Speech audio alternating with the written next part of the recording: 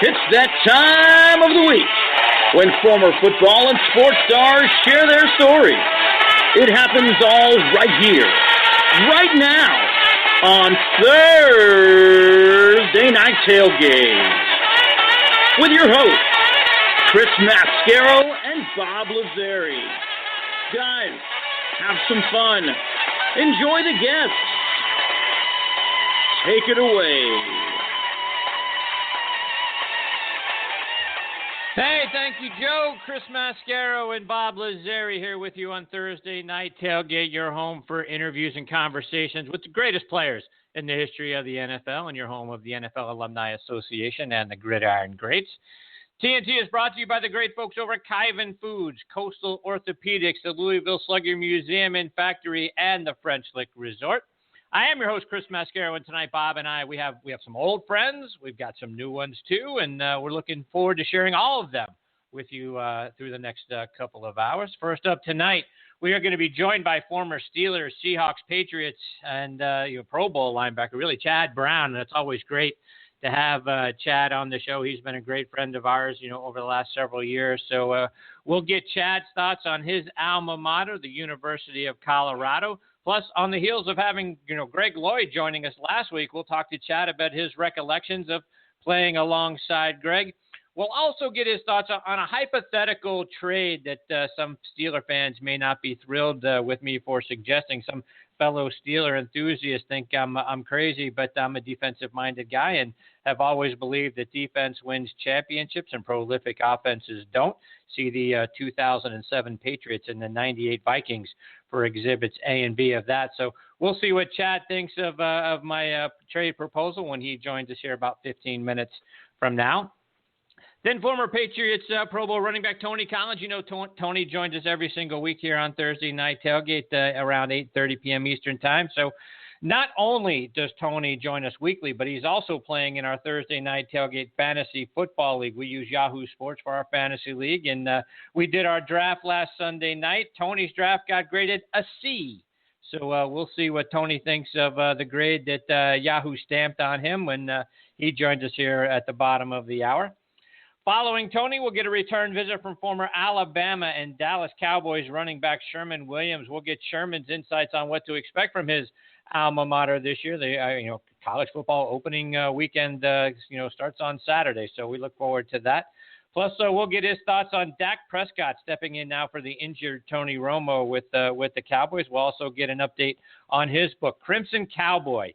19 of 21 people rated it 5 stars on Amazon.com. So we'll talk about that, and Sherman is going to join us a little bit later in this hour. We'll kick off hour number 2 with a return visit from another good friend who was recently inducted into the Georgia Tech Hall of Fame, and that's former running back Joe Burns is going to be back with us. We'll hear what it was like to be inducted into the Sports Hall of Fame at your alma mater. We'll also get his thoughts on the Yellow Jackets this season, as well as his former team, the Buffalo Bills. Joe played there from 2002 to 2005. Also get his thoughts on the job that Rex Ryan is doing when Joe joins us about an hour from now.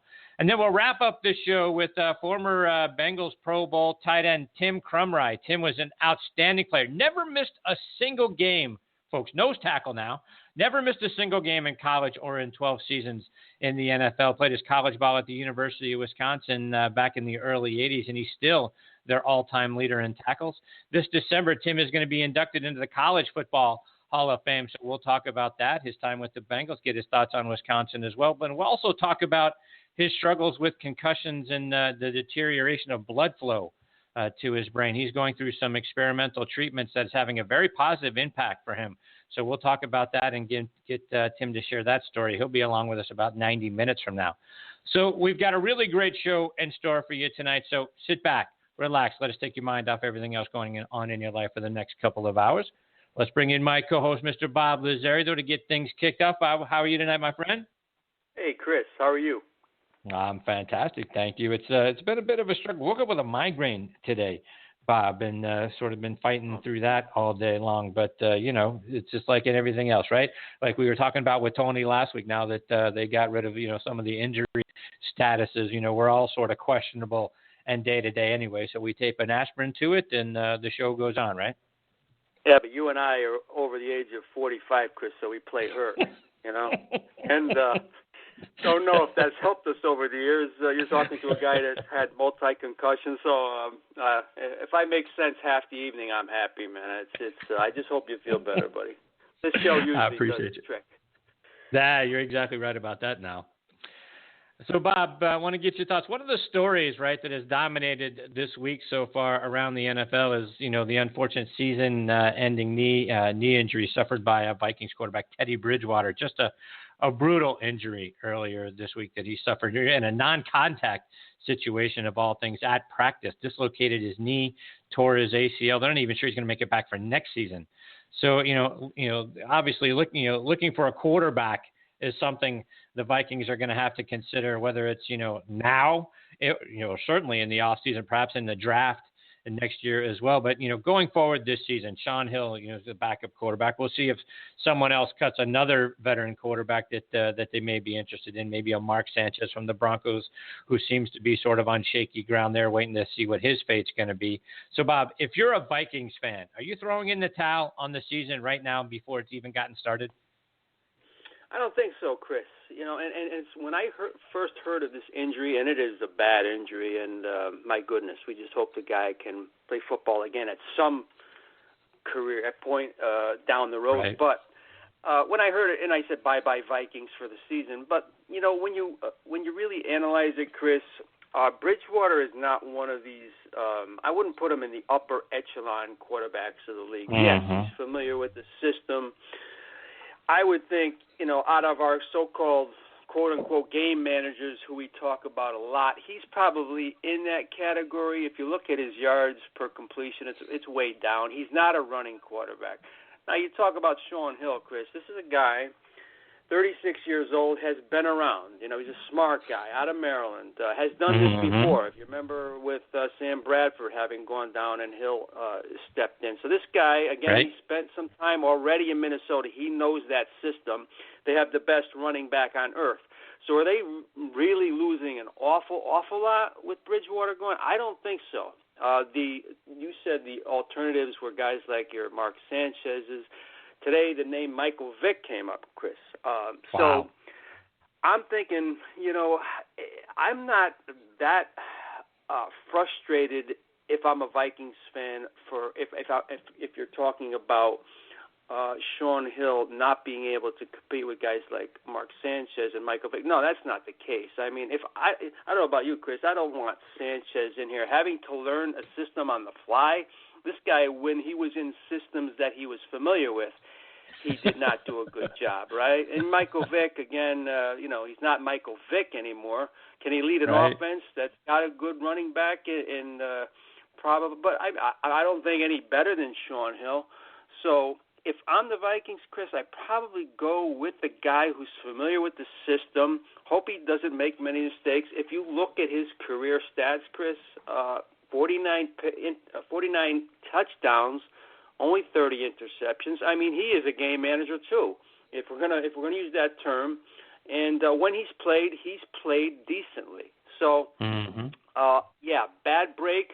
But do I go out all of a sudden looking for a guy who can learn the system in a week and even learn on the fly, and that's the only way we get by? No, I think I stick with Shaun Hill. If you're mentioning the guys you did.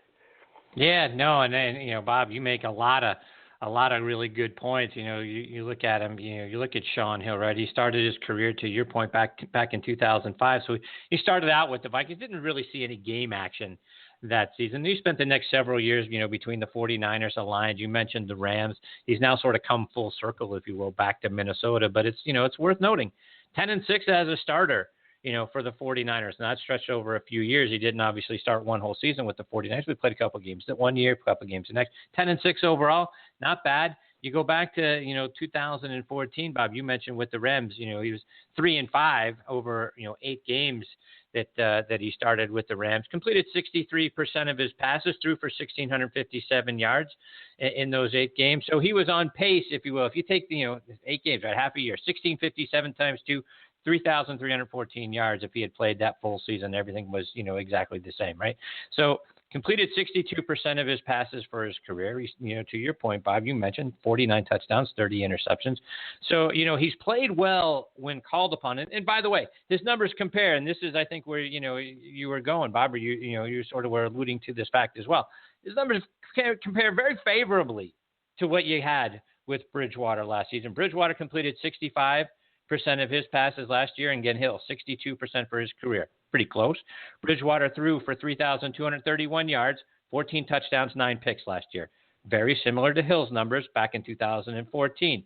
Bridgewater's passer rating last year, 88.7. Hill's 85.2 for his career. So their numbers, to me, are almost right on par. So if you're a Vikings fan, I agree with you, Bob. You back away from the ledge. Season's not over already. I think they're going to fare, a lot better than people think they're going to by just to your point. Stick with Sean Hill. You don't need to bring in anybody else. This guy's going to be just fine. I think so, Chris. If you're going to do anything, of course, you got to go get a backup. The way this league goes and the way some teams' luck goes, if he goes down, you do have to have somebody in there who can direct an offense and learn quickly. So I'm sure that's on their minds right now. Yeah, no, I agree. I'm sure we'll see that. I mean, there's going to be something going on with the Vikings. They're going to bring in another quarterback. Who that is, I hope it's just not a guy that comes completely from outside the system, that they take a look at Sean Hill and go, well, you know what, we'd rather have so-and-so come in here, because I think that would be a big mistake, because that person is not going to know the system and, all of that. So, yeah, whether it's a veteran quarterback or not, the guy's not going to know the system. So don't plug him in there. To your comment just a moment ago, Bob, I agree. It would make no sense to do that. Yep. All right, everyone, like we do here every week on Thursday Night Tailgate, we want to send out a big hello and an even bigger thank you to our military personnel listening in around the world on the Armed Forces Radio Network. We can't say thank you enough for doing what you do to protect all of us in our way of life. For everyone else listening in, thank you as well, and we hope you'll join us in thanking our brave men and women serving in our military. If you happen to see one of our servicemen or women in your daily life, whether it's, you're in the grocery store, you're in the airport, you're at a restaurant, just out and about wherever you may be, please stop for a moment and tell them thank you. They are our true heroes. We also want to thank our veterans for your service and the sacrifices that you and your families have made for us over the years. Big thank you as well to Sean Cruz and all the wonderful folks over at the Armed Forces Radio Network. We are so honored to have Thursday Night Tailgate being a part of your network. You can find our show by going to armedforcesradionetwork.org. And veterans, please continue to check out globalvoiceforveterans.org for news and articles that are both interesting and beneficial to you, geared specifically for our veterans. Again, globalvoiceforveterans.org. TNT is brought to you by the great folks over at Kyvan Foods, owned and operated by our good friend and former Bengals and Falcons tight end and Thursday Night Tailgate Hall of Famer, Reggie Kelly. If you want to be king of the grill this summer, it is a must that you use Kyvan Sweet Barbecue Sauce, ranked number 15 in the world by Barbecue Superstars. This barbecue sauce is a must for the big games and your tailgating needs. It's available at select Walmarts and Kroger's throughout the eastern half of the country. 4 locations, online orders and recipes. Check out their website at Kyvan82.com. And Kyvan is spelled Kyvan. And if your local Walmart doesn't carry the Kyvan Sweet Barbecue Sauce, well, request it. I'm sure they'll be happy to add it to their shelves for you. TNT is also sponsored by Dr. Peter Candelora and the great folks over at Coastal Orthopedics. Folks, if you're dealing with joint pain, whether it's in your shoulders, your elbows, your hips, your knees, your feet, don't just live with it. Do what the Gridiron Greats do to get relief, and that is contact Coastal Orthopedics. They can get you back to enjoying life. For more information, check them out online at bone-dr.com. Baseball season's in the stretch run, and if you love the game and you're looking for a great family late summer vacation destination, you're going to absolutely love the Louisville Slugger Museum and Factory. They were recently welcomed into the TripAdvisor Certificate of Excellence Hall of Fame. TripAdvisor grants that to businesses that have won the Certificate of Excellence for 5 years in a row. Louisville Slugger Museum and Factory did just that. It's a very cool experience for everyone in the family because you get to walk their live production line and see the bat manufacturing process going on right there in front of you. The Ripley's, believe it or not, exhibit is still there. Got some bizarre baseball treasures that you get to check out. Like I say every week on this show, folks, don't miss the Bat Vault, where you can hold actual game-used bats from so many of the game's greatest legends. Guys like Hank Aaron and Ted Williams. Got to hold my hero growing up, Willie Stargell. Got to hold his bat. To find out more information about the museum and to book your visit, go to sluggermuseum.com. Please also check out our friends up at the French Lick Resort. You want to talk about a fantastic place to stay and play golf or just to simply relax and enjoy yourself. Well, what a fantastic place the French Lick Resort is. They've got 2 championship golf courses, one designed by Pete Dye, the other by Donald Ross. The Pete Dye course hosted last season's Senior PGA Championship. They just hosted the LPGA Legends Championship. The Donald Ross designed course was the site of Walter Hagen's PGA Championship victory back in 1924. They got a great spa, and oh, by the way, a casino right there on the property as well, my friends. To find out more information and to book your stay, go to FrenchLick.com. And also, please, don't forget our friends at the Gridiron Greats organization. Please help a wonderful cause that's taking care of the guys who literally left so much of themselves out on the field. Remember, folks, these are the guys who played back when they had to get off-season jobs to still support themselves and their families. It's organizations like this one that was started by Mike Ditka, the Gridiron Greats, that are there trying to help the guys we all grew up watching and reading about. Please go to gridirongreats.org to see what you can do to get involved. All right, now back with us on the Kyvan Foods guest line is Chad Brown. He's making his 8th appearance with us on the show. Let me remind you about Chad's background. He's from Pasadena, California, played his college ball at the University of Colorado, where he was a 4-year starter. He was a second-round draft pick in 1993 by the Pittsburgh Steelers, played linebacker in the NFL for an amazing 15 years, from 1993 to 2007 for the Steelers, Seahawks, and Patriots. He played in 189 games, had 79 sacks, for 17 fumbles, recovered 15, had 6 interceptions, and he scored 3 touchdowns. He won the Joe Greene Performance Award while he was with the Steelers in 1993 and was the Steelers Rookie of the Year that year. He was named to the Seahawks 35th anniversary team, and he's now broadcasting and doing some football analysis for networks like the Pac-12 Network, Westwood One, ESPN. Chad is doing a fantastic job as a broadcaster now, and we're very excited that he is back with us again tonight on Thursday Night Tailgate. Hey, Chad, Chris, and Bob, thanks for coming back on the show. Welcome back, Chad. Thanks for having me on, guys. Certainly appreciate it. So, Chad, right off the top, and you and I were discussing this last night, and some buddies and I were bantering about a hypothetical trade that I wanted to get your thoughts on. If you were the Steelers general manager last season, guys, we're talking about the Steelers offense last year. We know guys are suspended this year, so it's a little bit different story. But if you had guys like Martavis Bryant and Le'Veon Bell, and they were still active on the team, you got Ben Roethlisberger, Heath Miller, D'Angelo Williams, the rest of that offense. And someone like the Seahawks general manager gives you a call and says, you know what, Chad, I'd like Antonio Brown, and I'm willing to give you Richard Sherman or maybe a Cam Chancellor in exchange for Antonio Brown. You considering that deal, or you hanging up the phone? I'd have to consider it. Now, first let me say I've got tremendous respect for Antonio Brown. I think he's the best receiver in the league. His ability to run all the routes and be a complete receiver, possession routes, third down routes, long routes, deep routes, short routes, catch the ball, break tackles, turn them into long touchdowns. He's pretty much unparalleled in the NFL right now. But the defensive secondary for the Steelers was not up to normal standards last year. So I certainly would listen to that phone call. It would be difficult to give up a guy like Antonio Brown, particularly as young as he is.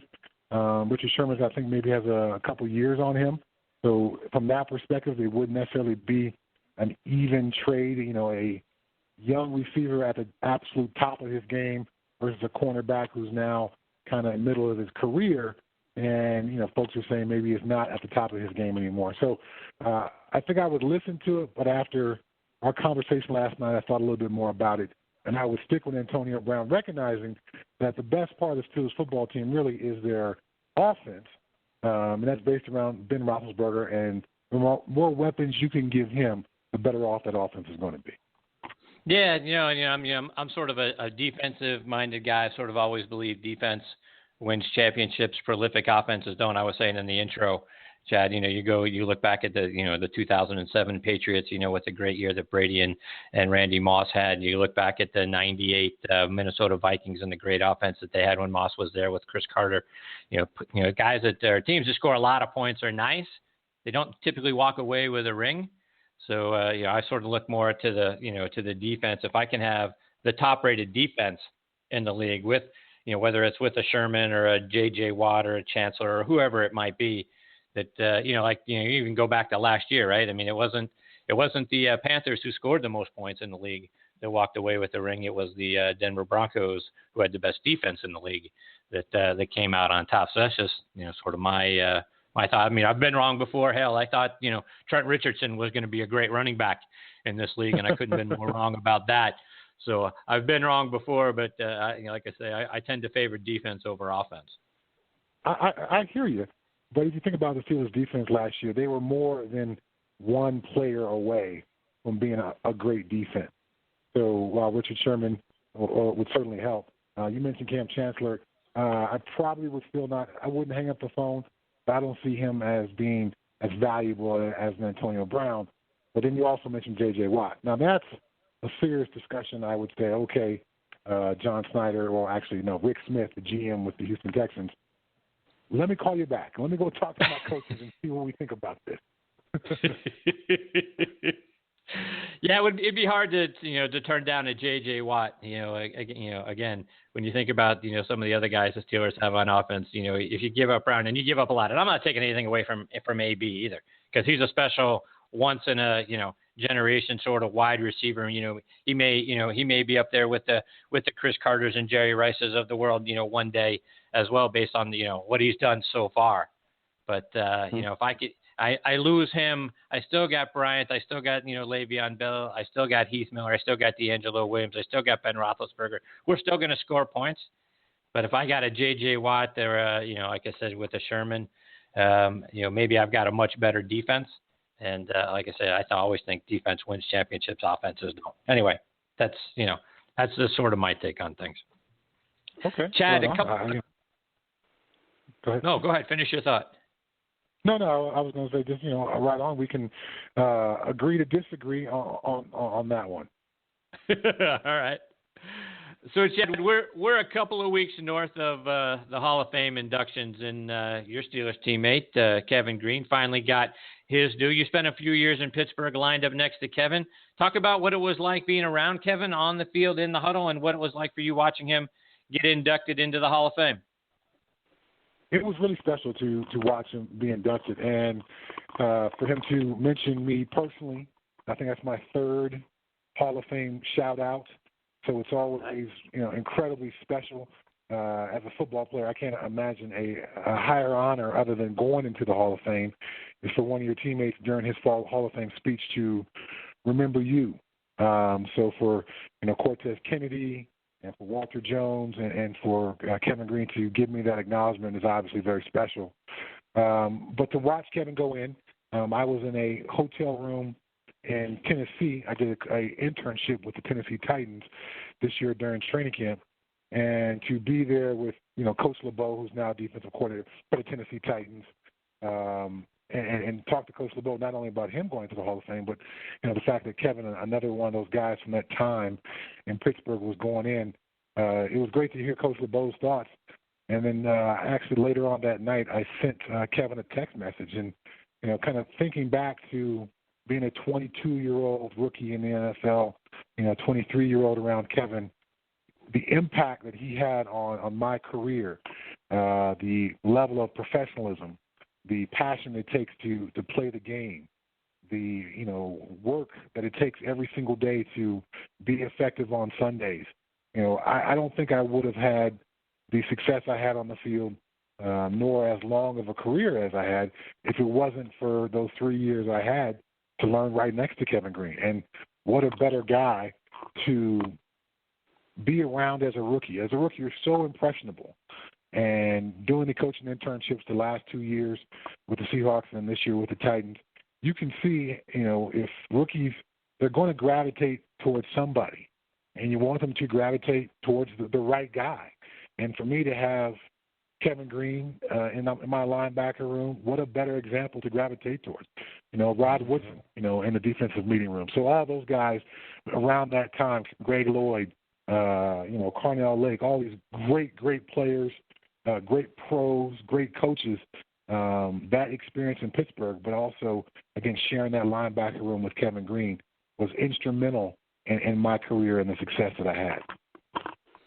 And Chad, you mentioned Greg Lloyd, and we had the privilege of having Greg with us on the show last week. And I'd shared with Greg, a story that LaVon Kirkland has shared with us on a couple of different occasions. But LaVon has talked about getting the defensive call from the sidelines, and then making the call in the huddle, and Greg looking at him and telling him, "We're not running that." And Greg would make the call and then walk away from the huddle. And Greg said, that's the difference in being the play caller and being the captain. And I was the captain. So curious to get your memories of what that was like with Greg. Well, there was a lot of that. Obviously Greg and Kevin were, big personalities, not just on the field, but off the field, in the locker room, everywhere they went, big personalities. And LaVon and I are much quieter people. And, it was LaVon's first year starting, and his second year with the NFL. It was my first year starting as a rookie. So when, Kevin would say, "Hey, man, we ain't running that. We're going with dog rush one," which was a double outside linebacker blitz, both for Greg and Kevin. "Hey, man, I guess we're going to run dog rush one." Or, when Greg would do the exact same thing, "This is what we're going to run." And then we get to the sideline, and Marvin Lewis would call down from the press box and say, "Well, why are you guys changing the call?" "We're not changing the call. That's Greg and Kevin changing the call. You want me to tell them no?" So it kind of left us in a bit of a hard spot, dealing with those guys. We weren't really truly able to stand up to them. We didn't have enough stature. At the same time, Marvin and Bill Cowher are expecting us to, give the call as it's given from the sideline. But hey, these guys won't run it. They want to run this, coach. You need to go talk to those guys. But beyond just Greg and Kevin's personality, being kind of a dominant personality and affecting what LaVon and I could do, their personalities were so big. Sometimes even Marvin. And Marvin's a fantastic coach back then. Definitely didn't take a lot of stuff. And, obviously he's a very good coach with the Bengals now. But even sometimes, he was, I won't say afraid, let's say overly respectful is what he would do. So he would start a linebacker meeting, on a Monday after a Sunday game and say, kind of run down a list. And he would say, "Well, we need to stop jumping off sides." And LaVon and I would look at each other like, we're playing inside linebacker. We're 5-6 yards off the ball. You're talking specifically to Greg Lloyd and to Kevin Greene. But suddenly it's a we. So I think one time he did this a couple times. And then eventually LaVon and I pushed back. We're like, "Marvin, really? We need to stop jumping off sides." And he said, "Yes. We need to stop jumping off sides." "Okay, I guess we'll stop jumping off sides. Thanks, Coach." Thanks. Yeah, LaVon shared the story, and even Greg shared last week. When he would change the play, and you guys would come off the field, and whether it was Dom Capers or Cowher or whoever it was, would go up to LaVon and say, "Who changed the play?" And he would look at it and say, 95, and that would be it. So it seemed like it was okay when 95 changed the play. I saw Greg break LaVon's wrist with a taekwondo move. Oh my! So while I always, I'm a football player. I'm paid. I'm a big, tough, rough man. But I was not a 10th degree black belt. So as much as I would want to have enough courage to fight Greg, I probably knew it was a butt whooping coming my way if I chose to. So, like Marv, sometimes I would be overly respectful and defer, to the bigger personalities in the room. Smart move. Bob, questions for Chad? Chad, it's always a pleasure to speak with you. And here on TNT, we like to talk about our guests, what they're doing currently, what they've done in the past, and try to get different aspects at different times of their lives. I want to take you back because I have to give a shout-out to your high school, John Muir, out in Pasadena, doing the research tonight, Chad. At least 18, I think I counted, players from that high school have gone on to the NFL. I'm talking guys like Anthony Miller, Ricky Irvins, when I was very young, Johnny Lynn. These were great players. Is there a strong sense of alumni there still, Chad? You guys, do you chat once in a while? Is it a close-knit community? It is. And there's a tremendous pride that comes from, having gone to that school. There's 5 public high schools in Pasadena. So it wasn't as if we were able at John Muir just to, take the best players in schools with, zoning and things like that. So sometimes, if you lived on one side of the street or the other side of the street, that determined which high school you went to. If I had lived on the opposite side of the street, I would have went to Pasadena High School. I was lucky enough to go to John Muir High School. The amount of pride that comes with that program, definitely not a well-to-do school in a well-to-do area, but the long-standing tradition of athletic excellence. I believe we are the only high school in the National Track Hall of Fame, and it's been awesome to play with those guys as a high school guy, to play against some of them in college, and then to play with some of them in the NFL. I played with my high school teammate, Marcus Robertson, longtime Houston Oilers, Tennessee Titan, when he finished up his career in Seattle. So, I don't think many guys, would have a high school teammate who plays in the NFL, much less to play on the same NFL team as them. And for us to go play another high school teammate in a game, like say we would play San Diego, and then I'm going against Anthony Miller, another guy from my high school. So like I said, the history, the track record of success, the pride that we take at various times, almost all the guys who played in the NFL have had to, give money to the program. And again, it's a public school and not in a very great area. So, the weight room has been redone, or the gym has been redone with new murals or new equipment, or whatever the case may be. We try to keep that thing going, recognizing that if it wasn't for that program, a lot of us who, gain those lessons that only football can teach, wouldn't have never learned those lessons, which would have really affected our chances for success in later life, much less success on the football field. And Chad, as a kid in Pasadena, we think, college choice is USC, UCLA, etc. You go to Colorado in the altitude, and ends up being a good choice for you, being a second-round NFL draft pick. But what were your choices of colleges, Chad? What made you choose Colorado? It surely seemed like a good choice for yourself. Well, my dad was really big on me leaving the state. So while my high school games were broadcast on, local cable, and after, each game I would put on my USC hat. I was going to follow Ricky Irvins, who went to USC the year before, Vince Phillips, who actually signed a football scholarship with USC the year before my senior year, but actually ended up going to the New York Yankees and playing baseball with them. I was going to follow those guys to USC. There was no doubt about it in my mind. But my dad was really adamant about me leaving the state to kind of leave some of those friends behind who weren't, moving forward in life like I was. And, what really brought that home for me is one night, after dinner, the phone rings. This is kind of during the recruiting period. And my dad answers the phone, and I hear him kind of, yesing and kind of mumbling a little bit. Then I hear him say, you know what, Chad's going to leave the state of California. And he hangs up the phone. And I said, Dad, who was that on the phone? He said, well, that was USC. I was like, oh, apparently I'm leaving the state. So that ruled out USC and UCLA. I did end up taking a recruiting trip to Cal. Northern California is a 5-hour drive away. I don't think my knucklehead friends could have followed me up there.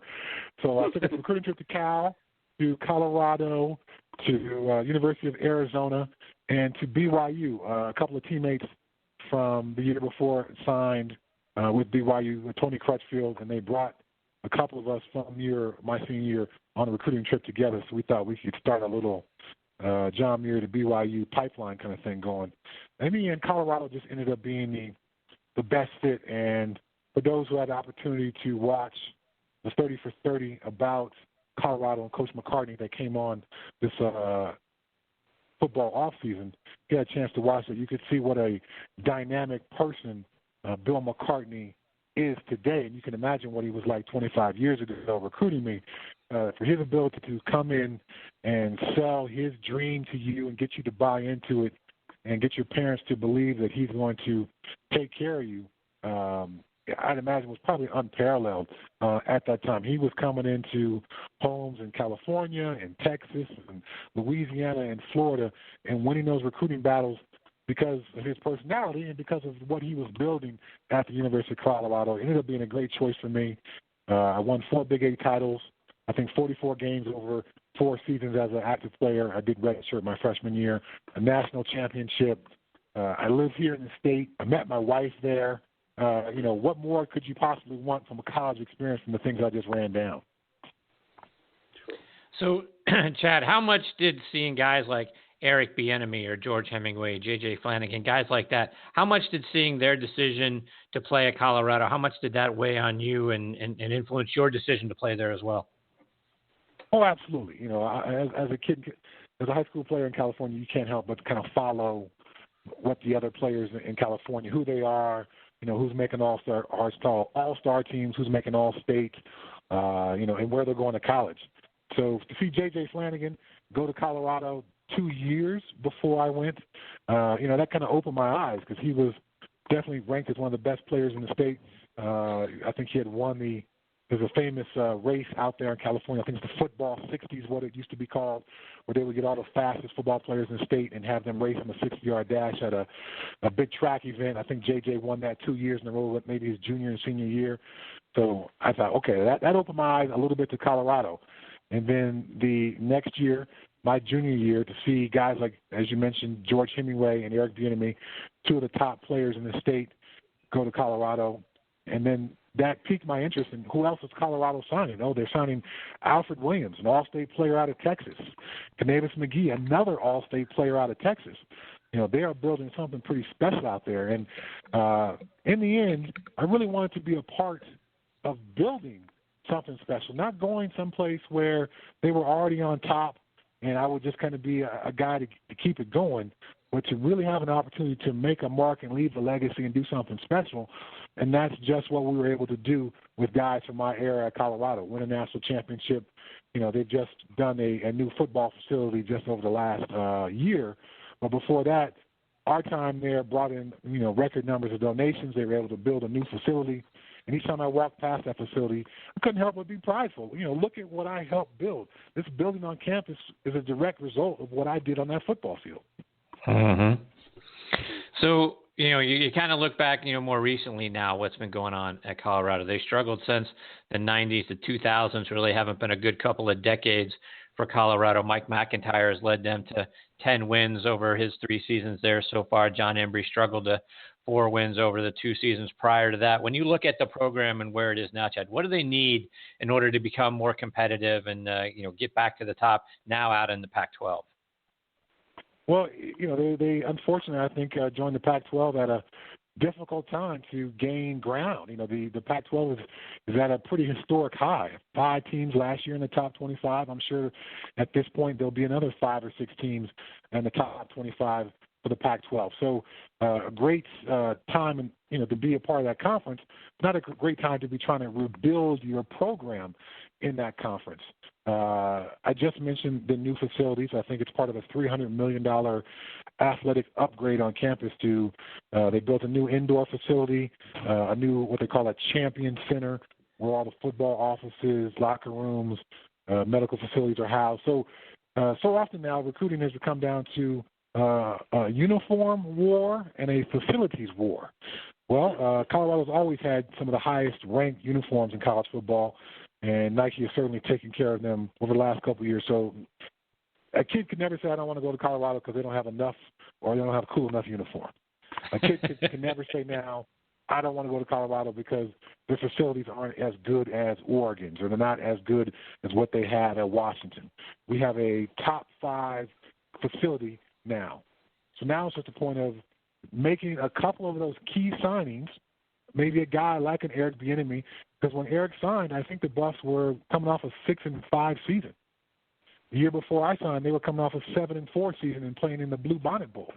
So they were clearly not on top, but the guys with some forward thinking, recognizing where the program was going to go, that's what really turned that tide, because once that one guy signs, then Chad Brown says, oh, man, Eric Bieniemy, he's a great player. I want to be a part of that. So now they just need that one player to recognize what an incredible college experience being in Boulder is, and recognizing that, CU has been getting better while not, obvious to see from those just looking at the records. What they've done on the field, 4 games last year decided by, I think, 3 points or less, 2 double overtime games against really good teams, a UCLA team, and then gosh, who was the other double overtime game? Maybe that was Washington State, so that's a great team. But, a lot of close games that could have gone either way. So they've lost the close games over the last 2 years. Now I think this year will be the year they will find a way to win some of those close games. And the recruiting class for next season that is committed, instead of having 2 stars and 3 stars, now there's a few 4 stars and mainly 3 stars. So even the recruiting rankings are starting to pick up as well, which a lot of high school kids pay attention to. So I don't think it's going to be an overnight fix. They're not going to go from, a couple of wins to winning the Pac-12 South this year. But within the next couple of years, I fully expect that to happen. We are talking to Chad Brown, former Steelers, Seahawks, and Patriots Pro Bowl linebacker here on Thursday Night Tailgate. Chad, just a couple more before we let you go. As I alluded to when we first were starting out, the Steelers got 2 star players. They keep hurting the team due to some drug issues. Martavis Bryant now suspended for the year. Le'Veon Bell, who's going to miss, the beginning of the season for a second straight year. He's out for 3 games. If those were your teammates, you're playing now, those guys are on your team. Do you look at that and you say, you know what, that's their issue. We're just going to move on and play the game and, that's it? Or do you get those guys, you pull them aside at some point and say, look, the things that you continue to do are not just hurting you, they're hurting the team and our ability to be successful. Do you say anything to them or do you let it go? Oh, I think you have to say something to them. And, I would go back to, that Marvin Lewis phrase I used just a few minutes ago. We are affected by your actions. So, we need you to clean this up, man. And at some point, it comes down to a career question and a career choice. And, I live here in the state of Colorado where marijuana is legal. So I recognize that we are at a differing point and a differing perspective on weed than what we were just 5 or 10 years ago. At the same time, according to the NFL and according to federal law, it's still illegal. And when you do that, it hurts this team. Beyond that, it hurts you monetarily. It's going to be difficult for someone to trust you and give you some big contract, some record-setting deal, if they don't have the trust that you're going to be available on game day or eligible to be available on game day because you can't stop smoking weed. Now, there is a clearly defined, drug program protocols within the playbook. When they give you that playbook early in the season, all that stuff is in there. If you want to be that guy who wants to do that, you might want to read that, study up on it, so you can know what the procedures are, so maybe you can be ready when it's time to be ready. Again, maybe you enjoy going to Colorado or Washington in the offseason, and we're being in a place where that's legal. But from a football perspective, you can't do that. You're hurting us. You're hurting the team. Mm-hmm.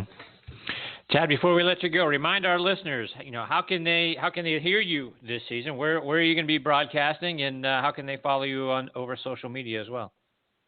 Okay, you can check me out at Chad Brown 94 on Twitter. Always, doing photos and videos from whatever games I'm calling, or I'm doing from watching Sunday games, NFL games, kind of live tweeting during those games, giving my thoughts. It's always a fun way to communicate with the fans. The broadcasting schedule starts tomorrow with Colorado versus Colorado State, the Rocky Mountain Showdown. I'll be on the sideline for that one on Buffs Radio. Got a couple of ESPN games coming up. I'll be doing some games with the Pac-12 Network as well as Compass Media. I've got Wisconsin, Ohio State with them. So, yeah, nice. During the course of the season, you'll be able to hear me or see me talking to a camera or microphone about football somewhere, someplace. Yes. There you go. Chad, always great having you as part of the show. We can't thank you enough for continuing to come back and sharing your insights and your stories with us. We hope you'll come back during the season. Love to catch up with you again real soon, my friend. All right, thanks for having me on, guys. I appreciate it. Thank you, Chad. All right. Take care, Chad. That is former Steelers, Patriots, and Seahawks Pro Bowl linebacker Chad Brown. And, Bob, great, you think about it, 15 years playing in the NFL at linebacker. We'll talk to Tim Krumrie, who, never missed a game at nose tackle, which is unbelievable in its own right.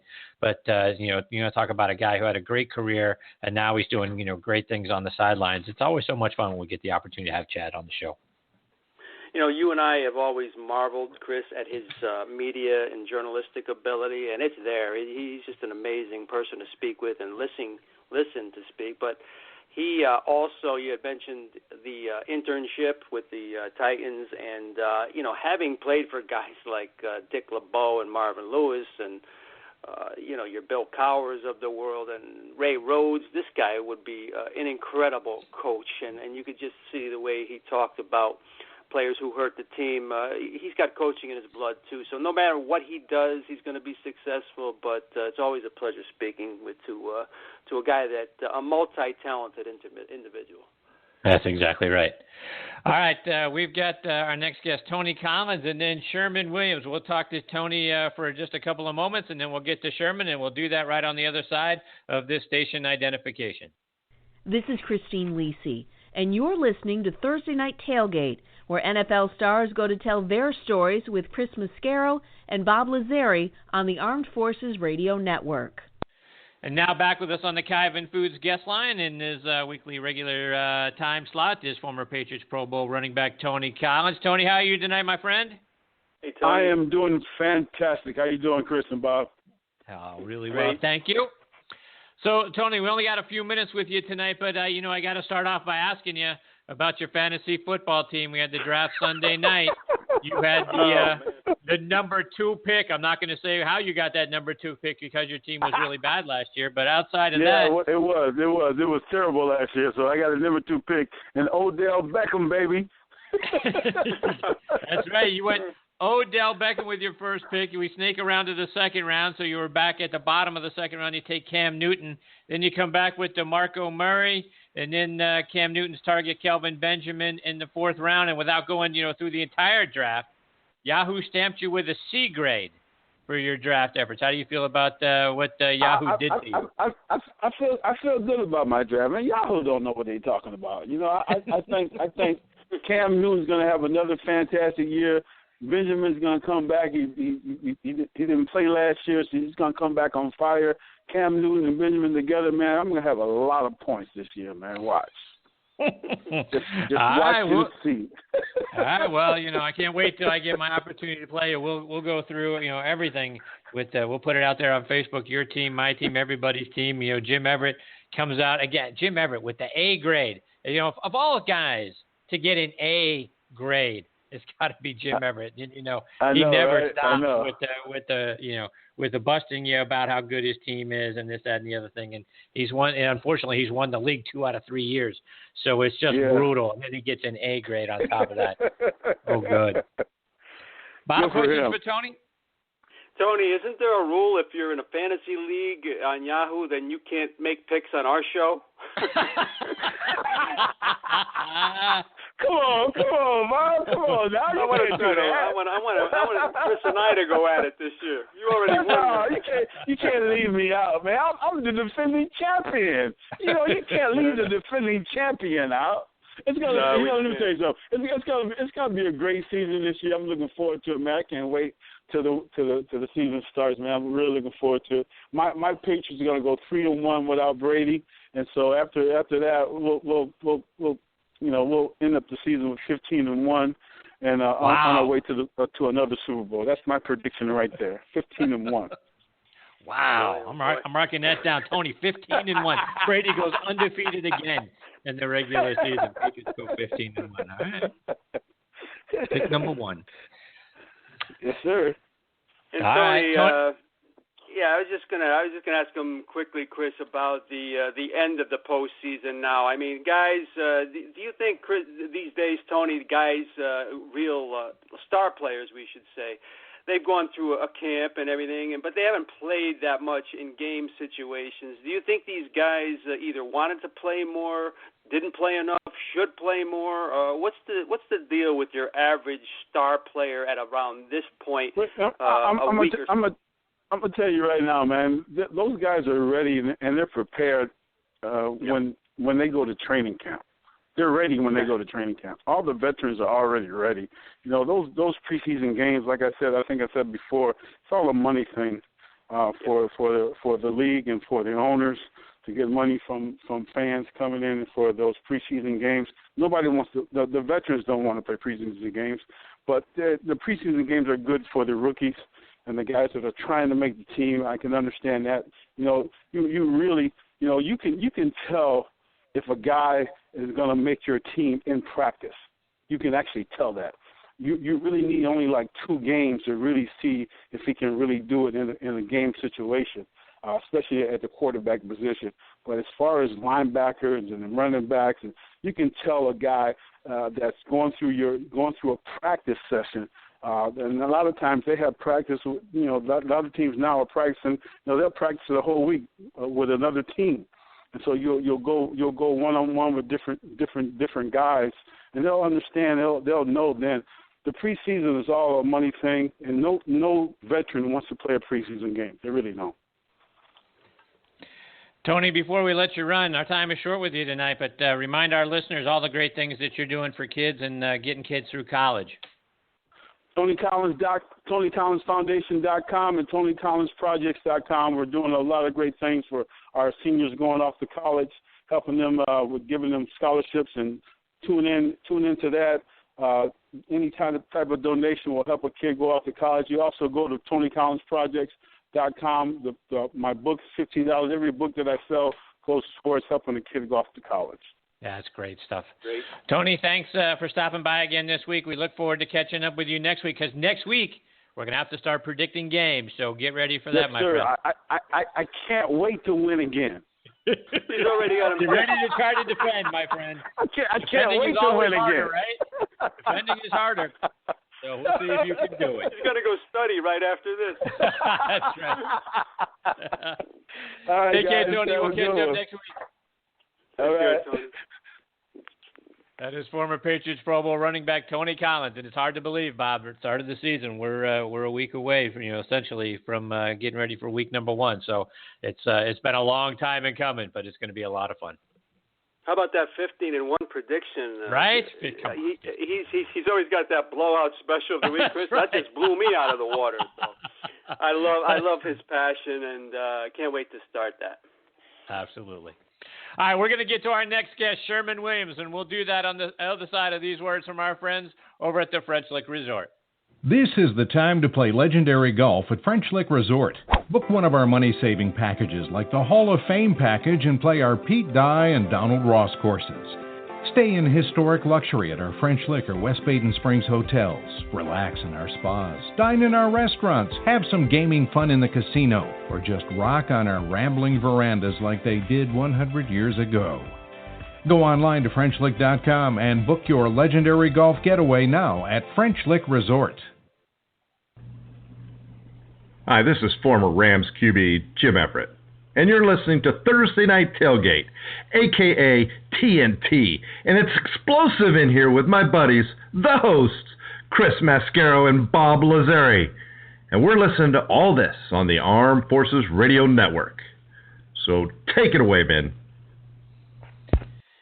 Now, back with us on the Kyvan Foods guest line is Sherman Williams. Let me remind you about Sherman's background. He's from Mobile, Alabama, attended Mattie T. Blunt High School, where as a senior, he became the first running back in high school history to rush for over 3,000 yards in a single season. He was named All-State, and he led his team to the 5A state title. He played his college ball at the University of Alabama, where he was a member of their 1992 national championship team. He became a starter in his junior year.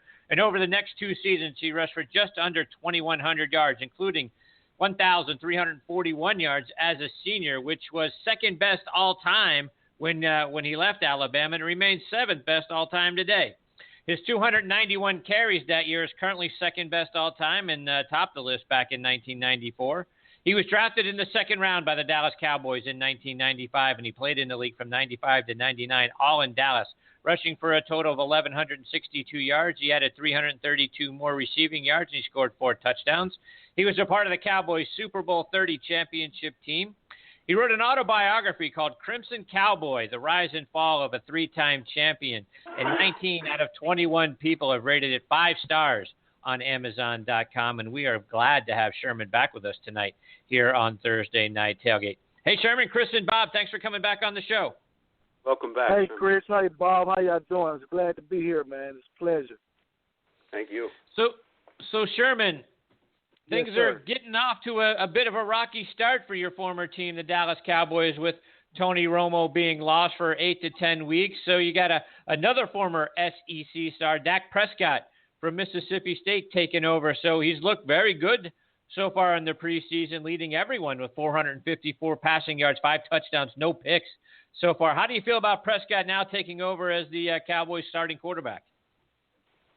Well, you know, whenever you lose a Pro Bowl quarterback like Tony Romo, you know, you're going to feel the brunt of that. But I think Dak coming in from the SEC and playing in that caliber of football coming in out of college, I think that if you want a person to come in and been challenged the way he's been challenged in college, I think he's prepared to be able to step in and fulfill what we're trying to do. You know, our ultimate goal is always to win a Super Bowl.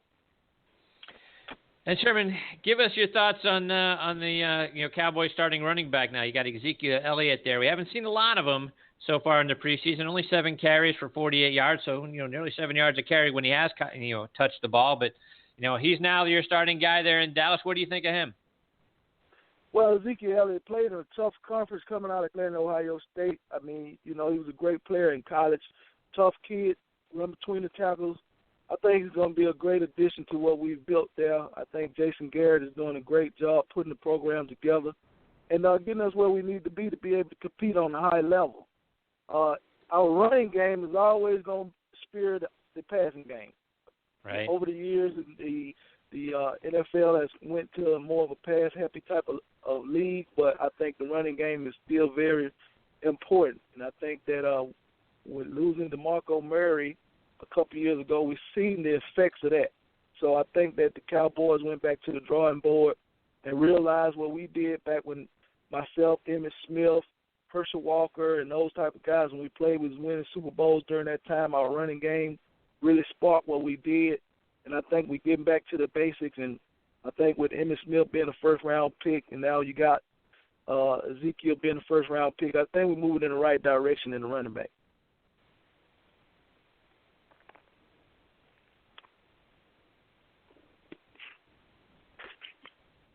Hello?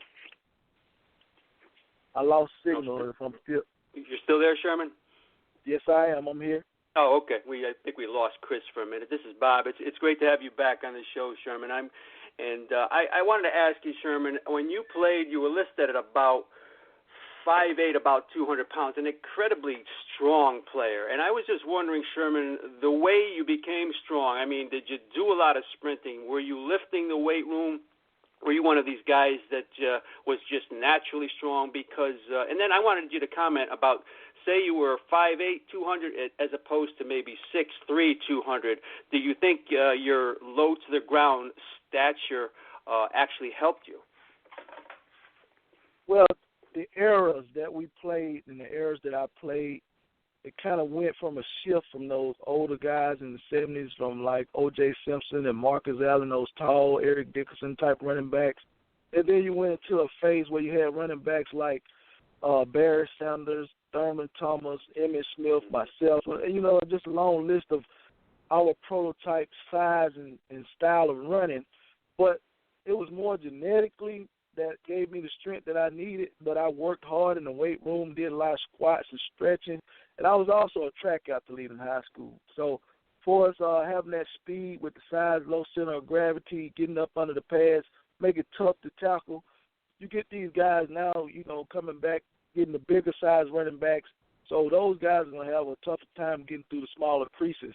And I think that was an advantage for us being smaller guys like Darren Sproles in the NFL right now. He's not a real big guy. You know, you got Mark Ingram down at the Saints who came from Alabama as well. He's not a real big guy. So I don't think that having to be 6 feet tall, 215, 220 pounds, I think that you can really get it done at a versatile size of 5'8" to 5'10", maybe 198 to probably 205, something like that. I think that our era of running backs has changed again, and is going more back to the tall, bigger, heavier of running backs. But I think that it's up to the individual. Each individual is going to have to produce on a week-in, week-out basis. You can't let size be a factor. And I've seen some guys big, strong, fast, and couldn't do the things that I've seen guys small and lightweight and shifty. So it just all depends on the individual, the scheme, the offensive coordinator. All these types of things play into the success of a running back. And I wanted to get your opinion, Sherman, on the two coaches you did play for in Dallas.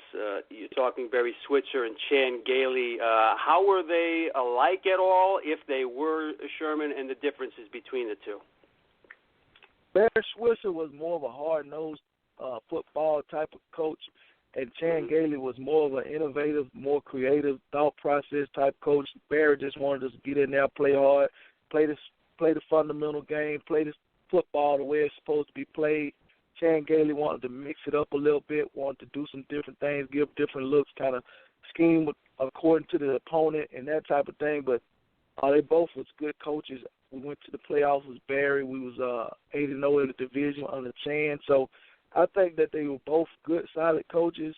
But on one thing that I think that separated the two was Chan was more of a spiritual guy, and Barry was more of a Barry would get in there sometimes. So I just think that both were good coaches, and I just felt like we had a good nucleus of players coming in after Jimmy left, with Barry taking over, and I think Barry did a good job by getting us back to the Super Bowl. People have a misperception that once you have that Super Bowl championship, you think it's easy to get back, but it's not. It's very tough. Once you made it to the Super Bowl, it's hard to get back to the Super Bowl, not alone get back and win it. And that's one thing that Barry was able to do. He was able to get us back to the Super Bowl after Jimmy years, and then we was able to win it. So, but I think Chan did a great job while he was there. We won our division, was division champions, made it to the playoffs. But after that, we kind of started to go in the spiral, downhill spiral. But I think that Jason is doing a great job. And Jason and I played together when I was at the Cowboys. So I spent a lot of time with Jason as well. So I know Jason probably just as well as anyone who's played with him. So because we spent a lot of time doing scout reserves and that type of thing, giving looks and fronts for the defense for the weeks to come. And Jason and I had a great relationship. I actually does his camp at Princeton University every summer. So I think that Jason is doing a great job and getting the team headed in the right directions. If we can overcome the injuries that we had last year, I think that we should make a run. And Sherman, just being a member of the Dallas Cowboys, I think everyone would recognize anybody who played with quote unquote America's team. It's almost a celebrity type thing. And what kept you grounded during those days, Sherman? Easily, I mean, you could just strut your stuff and saying I'm a Dallas Cowboy, and everywhere you go, people would know you. But it has to be a lot of balance involved being a member of the Dallas Cowboys, in fact, for your entire career. During that time, to be honest with you, Bob, we was not very grounded. We was wild, rambunctious, obnoxious, but we was winning Super Bowls, and that's basically that made all the difference, that we were winning. And during that time, we had a great deal of off-the-field issues, but we was a tight-knit group. Most of the things that we did together. And that's one thing that carried from over in high school when I was able to capture a state championship, and also carried over from the national championship at the University of Alabama. That was one great thing that I noticed between those three championship teams, was the camaraderie between the players, the staff, and everyone had the family atmosphere. So that was the thing that kept us winning. Our chemistry as off the field, not only just off the field, but on the field, it carried on. So I think it was just each person just having that caring concern for a teammate that made us a good team, a great team, and able to win those championships. Mm-hmm. Great. Hey Sherman, you talk about your alma mater, Alabama, and you got open the season this Saturday night. It's at home. It's against 20th ranked USC. Lane Kiffin is going to be fired up and have a little something extra planned for that game. What do you expect to see against SC? Well, I expect to see our standard Alabama football, USC story program, Alabama story program, two of college top teams, in the country historically. And I think that it's going to be a good game. I think both teams are going to be well coached. I think Nick is doing a great job at the University of Alabama. We just feel honored and a pleasure to have a coach like that to come after Bear Bryant. We're fortunate to have coaches to come and be able to bring and capture championships as Nick has done. And I think that USC is going to be a well-put-together team and well-coached. A good friend of mine coaches out there, Class of Pendergast. He coaches us at Dallas, and he's a great coach as well. So I think that they're going to be some good plays, and it's just going to be up to the fourth quarter to see who can pull it out, see who's going to be the most disciplined, who's going to have the least amount of penalties, and who won't turn the ball over. It's going to be a basic football game that's going to be well played by two great universities. And Sherman, if they get by USC, they got Western Kentucky in week 2. You expect that would be a win that Alabama gets. But then number 11, Ole Miss, awaits them in week number 3. The only blemish on their season last year was a 6-point loss to then number 15, Ole Miss in week 3. In fact, Ole Miss is beating Alabama the last 2 years in a row. So, nervous about getting Ole Miss in third year in a row? Could this be the team that could the Rebels be the team that is sort of Nick Saban's kryptonite? Well, we had a few unfortunate plays in the last couple of games against the Ole Miss Rebels, but we give them credit. They've done a great job. They was a well-coached team, and they came out, they played hard with expectations of win. I'm quite sure this year won't be no difference. They got those 2 wins under their belts in a row, so they're going to be upbeat and think that they could do it again. But I think that we're a much more talented team. I think that we should win the game, but not overlooking Western Kentucky or not overlooking USC, because we all know in football you win them one at a time.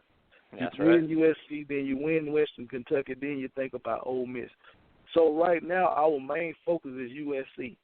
And I think that any team that we face, we're just as capable of winning every game on our schedule. But we have to go out there and play to win. You can lose every game on the schedule if you go out there and you overlook your opponent and you take anything for granted. But I think Nick has done a great job keeping the players rounded. Even with the number 1 and number 2 rankings, they're able to get out there and play at a high level without being complacent. And I think that we will be prepared coming Saturday against USC. Looking forward to that game. And I think that our SEC schedule is going to be very tough. The SEC West Division is probably one of the toughest conference, half of a conference in all of college football. So we line up, we play, we go through the X's and O's, we stay between the lines, and we try to win the game. And I think that's our game plan each and every week. We are talking to former Alabama and Dallas Cowboys running back Sherman Williams here on Thursday Night Tailgate. And Sherman, just a couple more before we let you go. And you recently spent some time with another Alabama alumni, current Clemson head coach Dabo Swinney and his team on your book tour. Curious, what was it like getting to spend some time with those guys? It was great, man. With my book and everything, going to do the tour and talk to those guys, being there with the Clemson University and Dabo Swinney and I played together, was on the 92 championship team with the University of Alabama. And having the opportunity to go and speak to that age group is what we're all about with the Palmer Williams group. Me and David Palmer has a nonprofit organization. So we have to go out And we love when we get with that group of people because we understand what their goals are because we had the same goals in those same seats, sitting in those same chairs with hopes of making it to the NFL. Dabo is really building a program down there, and, some great things have come out of Clemson since his arrival on campus, and I think that he's doing a great job. And they're building a nice facility, giving the people, and not only on the campus but in the community. It's a community-based program. So when I went down there, I recognized and realized that Clemson, South Carolina, is actually Clemson University. So when you leave Clemson campus, you're not leaving the campus for real. You're actually on the campus the whole time. So it's a family atmosphere, and I think that Dabo is going to do a great job. I mean, it was an unfortunate situation that he had to face his alma mater in the championship game last year, but I think that deserving as much as credit that he's been getting since he's been there, I think that he's doing a great job with the program and moving in the right direction. Again, the book is titled Crimson Cowboy, and Sherman, you have some book signings coming up this weekend and throughout September. Where can our listeners go to meet you and pick up a copy of the book? Well, you can go on crimsoncowboy.com and make a purchase of the book, but you can visit our website. We're actually giving away 2 tickets to Alabama home games as a fundraiser for our organization, the Palmer Williams Group, and people can learn more about our organization by visiting our website at www.palmerwilliamsgroup.org, and you can see how you could be entered in a drawing to win 2 Alabama football home season tickets. And it's just a minimum donation, a $1 donation that enters you into a drawing and will be held on Monday the 4th. And that's the other way. People can follow me on Twitter at Crimson Cowboy 20 and also Instagram at Crimson Cowboy, but also they can email us for information at info@palmerwilliamsgroup.org. We have a variety of different avenues or contacts where we could be reached, and David and I, we go out and we do motivation, inspirational speaking for youth group, church organizations, and school systems. So we are always available. We're always looking forward to meeting and greeting with people. We will also be having a vendor's booth down, signing autographs, giving away T-shirts, hats, caps, gloves, and that type of thing down at each and every Alabama home game. So they can reach us at 10th Avenue and 12th Street. Most people who travel to Tuscaloosa know where that is. But the best way to learn more about us and to contact us is to go on our website at www.palmerwilliamsgroup.org. Awesome. Sherman, thank you so much for taking time out of your night to come back on the show. Always good to get the opportunity to catch up with you. We hope you'll come back during the season and, share more of your stories and your insights with us because you're fantastic, my friend. Thank you. It was a pleasure being here, Bob and Chris. I look forward to the next time. All right. Anytime. Take care, Sherman. Thank you. We'll catch up with you soon. Thanks.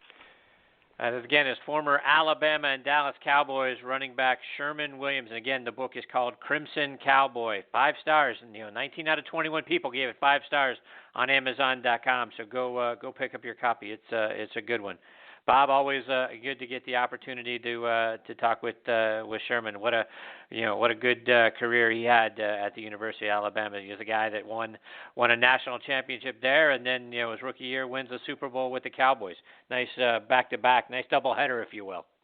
Absolutely, and talk about huge programs. And we talked a little bit about the being on America's team and having played for such legendary coaches like your Gene Stallings, and of course, when you get to Dallas, et cetera. But, incredible athlete, Chris. Small but strong and fast.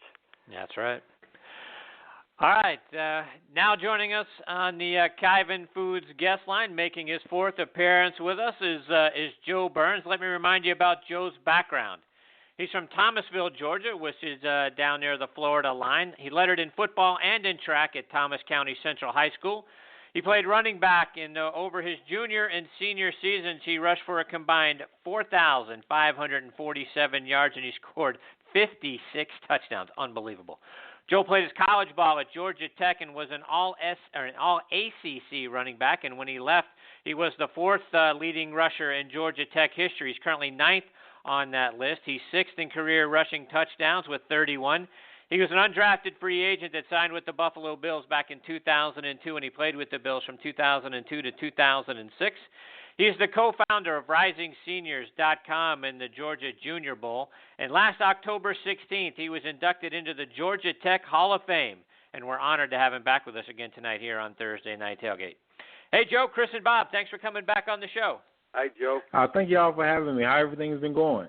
Oh, really well. Good. The question is, how are things going with you, Joe? Everything's going well. Definitely with our foundation, the Rising Seniors, is really jumping off. It's, really exciting now. I get to see some of our guys in the NFL, college, and also in high school. So just, going into our 8th year, just seeing these young men transition in those different phases of their lives has really been inspiring. Just a big, happy big brother right now. That's great. And Joe, we haven't had an opportunity to talk with you since you were officially inducted into the Georgia Tech Hall of Fame last fall. What was that night like for you? It was amazing. It was one of those things that caught me off guard. It was something that I didn't have on my radar. But when I got the call, it was humbling thinking about all the people who, had the opportunity to play at Georgia Tech before me and all those different legends, and even to have my name, close to theirs is really humbling. Just really, give a lot of credit to my teammates and our coaches back then who, made football what it was, fun, and, the brotherhood you have is just, just amazing. So when I got inducted, a lot of my teammates got inducted with me. And, Joe, 2 of your now peers, if you will, in the Georgia Tech Hall are guys that we think very highly of, had on the show many times, guys like Marco Coleman and Kent Hill. Just curious, did you get an opportunity, or did those guys talk with you either before or after the ceremony? Yes, definitely. Marco and I, he's like my big brother. He kind of, when I was a freshman and sophomore at Georgia Tech, he used to come around and took me under his wing. So he's always been an inspiration to me and always, just a positive influence. And Mr. Hill, he's just amazing. So just having, guys like that in Lucius Sanford, guys who, really paved the way for you to have the opportunity, it was just really amazing. Bob, questions for Joe? It's great to speak with you again, Joe. And I want to ask you what I asked Sherman Williams about, and that's size of running backs, Joe. I mean, you were listed 5'9", about 215. That is a strong guy. That's about 15 pounds heavier than Sherman Williams, same height. But Sherman seemed to think that it gave him an advantage, low center of gravity, Joe, and maybe with elusiveness. Did that really do the trick for you also? Definitely. I was very disappointed because all my life I thought I was 5'10", and I found out I was 5'8" and something. So that was disheartening.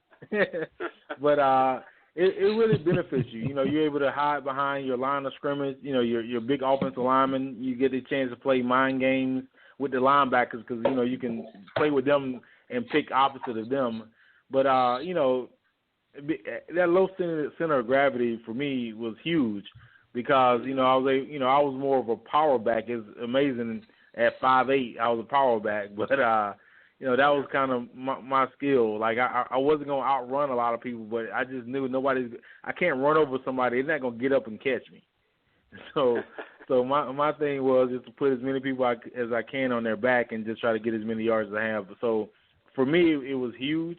You always see those guys who are 6'2". Like when I first got to Georgia Tech, I was the smallest running back. Everybody else was like at least 6 foot. So that was kind of going there and knowing how I look and seeing all the guys there. It was kind of like, man, like what I get myself into. But it really helped me in college, and just in the NFL, just with my size. And, Joe, I like to bring this up a lot, and Chris is down there in Georgia. You've been in Georgia for a good part of your life, and you find yourself playing football. I'm up here in the Northeast. You find yourself playing football in probably the coldest area of the country. You go from Georgia to Buffalo. Now, these people up here, Joe, they're complaining about the heat in the summer, and, of course, you know what heat's all about, being in Georgia. But try to tell our people, including Chris Mascaro, what it's like in the middle of January in Buffalo. And it's something it's hard for me to explain, Joe. What years? What month? The draft is in February, right? What year is the draft? Now I think it's in what April. month? April. It's in April. Okay, I'm gonna explain it like this. So my rookie year, the draft happened. Then like 2 weeks after that, or a week after that, you have minicamp, your first minicamp, rookie minicamp. So I leave Atlanta. It's 100 degrees here, So I go to Buffalo with just, pants and a shirt. When I get to Buffalo, it's snowing. So that was my welcome to Buffalo. Like, it's snowing in, like, April. Like, that was crazy. So all I had to do was I had to go buy a jacket because I didn't expect it to be that cold in April. So it's totally different. We don't have to talk about January. We could talk about April. Right. that. But Lake effect, right, it's, Joe? Lake effect. It's really a different kind of cold because it gets dark at like 4:00, so there's no sun. And this is a true story. I remember it was cold for a long time when the sun came out. So with the sun out, it felt like it was like 80 degrees. So I was like, I'm gonna go outside and wash the car. So I'm spraying water on the car to wash it, and the water freezes on the car. I'm like, this is crazy. But that sun made a huge difference. Like, it felt like it was a lot warmer than it was. I'm out here trying to wash, the car in negative 32 degrees weather, but it felt like it was a lot warmer than that. It's a different kind of cold. There you go. Joe, let's talk a little bit about, Georgia Tech now, on the field and this season. They're coming off a bit of a down season, 3-9 last year. You've got Clemson and Miami in back-to-back weeks, sort of in the middle of the season, weeks 4 and 5. I'm hoping Pitt is formidable this season as a guy from Pittsburgh. You got them then in week 6. A couple weeks later, you're at North Carolina before finishing up, obviously, with the traditional game against Georgia. But how do you feel about, your Yellow Jackets this season? Is this can they, come back, if you will, and get up off the mat from a 3-9 last year? I really think they can. I think, sometimes when you have success, it can kind of, make you more comfortable than you should be. And I think that's kind of like what happened last year. I think a lot of people got a lot more relaxed than they were the year before. But I've seen some guys, and spoke with some guys over there that, they talk about now, it's a team now. There's no me's. Everybody's working together, and that's what you need to have a successful team. But the great thing about it is they're working hard. They're having fun. And, they laughing again. Like, when you're losing, like nothing, nothing's enjoyable. Like every day is a bad day.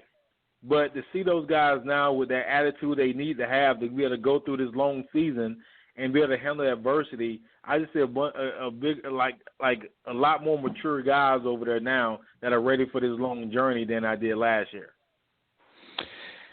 Also want to get your thoughts, Joe, on the Buffalo Bills, on the job that Rex Ryan is doing up there. He was in the news, a little this week talking about, Colin Kaepernick and, potentially if, the 49ers were to, for one reason or another, turn him loose, that he would consider bringing him in. It seems that, Rex is always sort of more about the publicity, kind of the opposite of what you were talking about a moment ago, more about the publicity than winning games, unless, of course, it's a grudge match against, Belichick or the Jets. But curious to get your thoughts on the job that he is doing and what you expect from the Bills this year.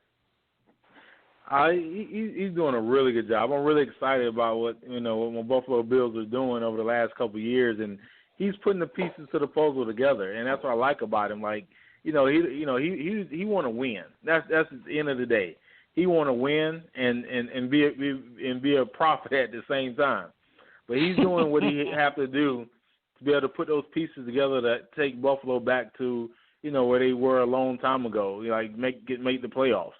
And I have a lot of confidence in him. Like, really, he seems like one of those guys you want to play for. It seems like he always going to have your back. He's going to stand up for you. One of the things that I loved about Coach Greg Williams, like my rookie year, you making the team, don't know what's going on. He was like, look, y'all guys are my team. Don't worry about somebody else coming in here. I got your back, you got mine, and let's enjoy this season. And that's kind of how the feel I get from Coach, that he's really a player's coach. And Joe, we're seeing a lot of players, guys like Tony Romo, Ben Watson with the Ravens, Mike Jenkins with the Cardinals, sort of all go down with season-ending injuries during sort of meaningless preseason games. And Joe, I'm just from your perspective, should the NFL or teams do anything different with respect to the preseason games? I know it's very important for the guys that are sort of on the bubble or trying to make the team to be able to show something out there during preseason games. But, with respect to, established veterans, is that do they need to do something? They need to evaluate the preseason games and the number of preseason games, or should teams, evaluate the approach that they take with respect to, who plays in these preseason games and who doesn't? I think they should evaluate their approach. I think they're definitely needed because, guys like myself, like those are huge opportunities for us. And the guys who are already there, like they don't need to play. Let us go out and, this is our opportunity to go improve, not just the team we with, but other teams that are out there, like what we're capable of doing.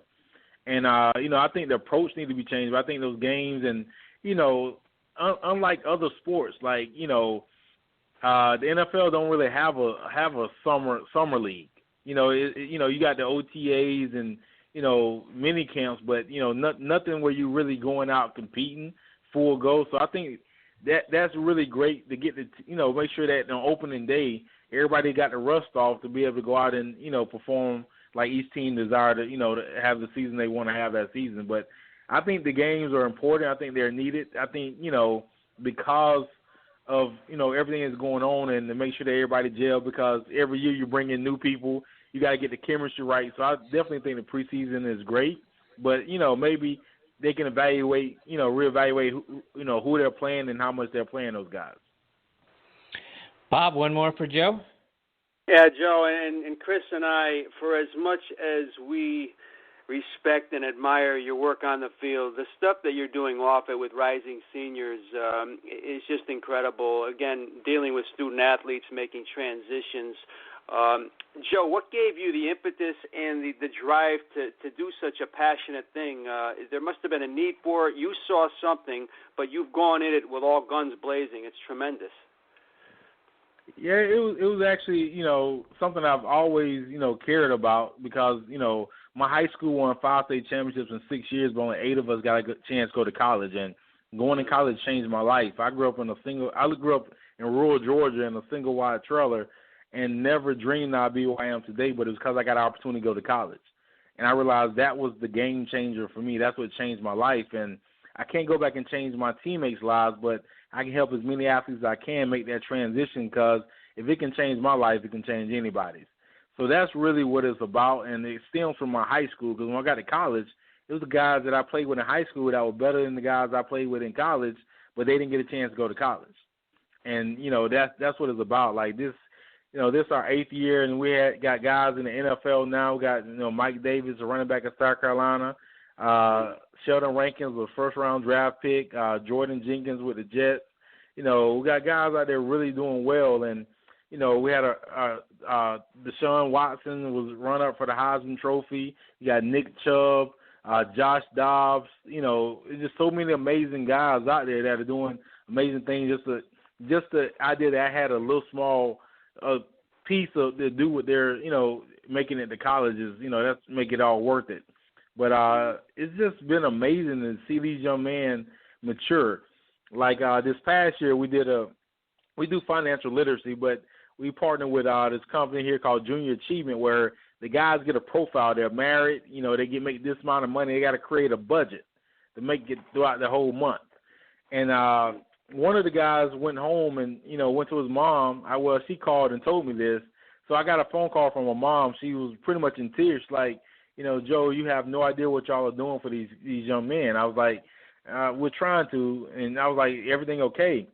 She was like, my son came home and apologized to me. He said, Mom, I didn't know when I asked you for $20, that could be your last $20. And she was like, for my son to get that lesson at 15 years old, like, that's amazing. That, what did y'all do to him? But we put them in real life situations where they get to, get to learn more about life. All the things I wish somebody would have taught me, we're teaching it to these young men at an early age, and let them understand more. Like, you're a football player, but that's not all you can do. And it's just been amazing, the life-changing transition these young men been having, to really go out and be the leaders they need to be at their colleges, respective colleges.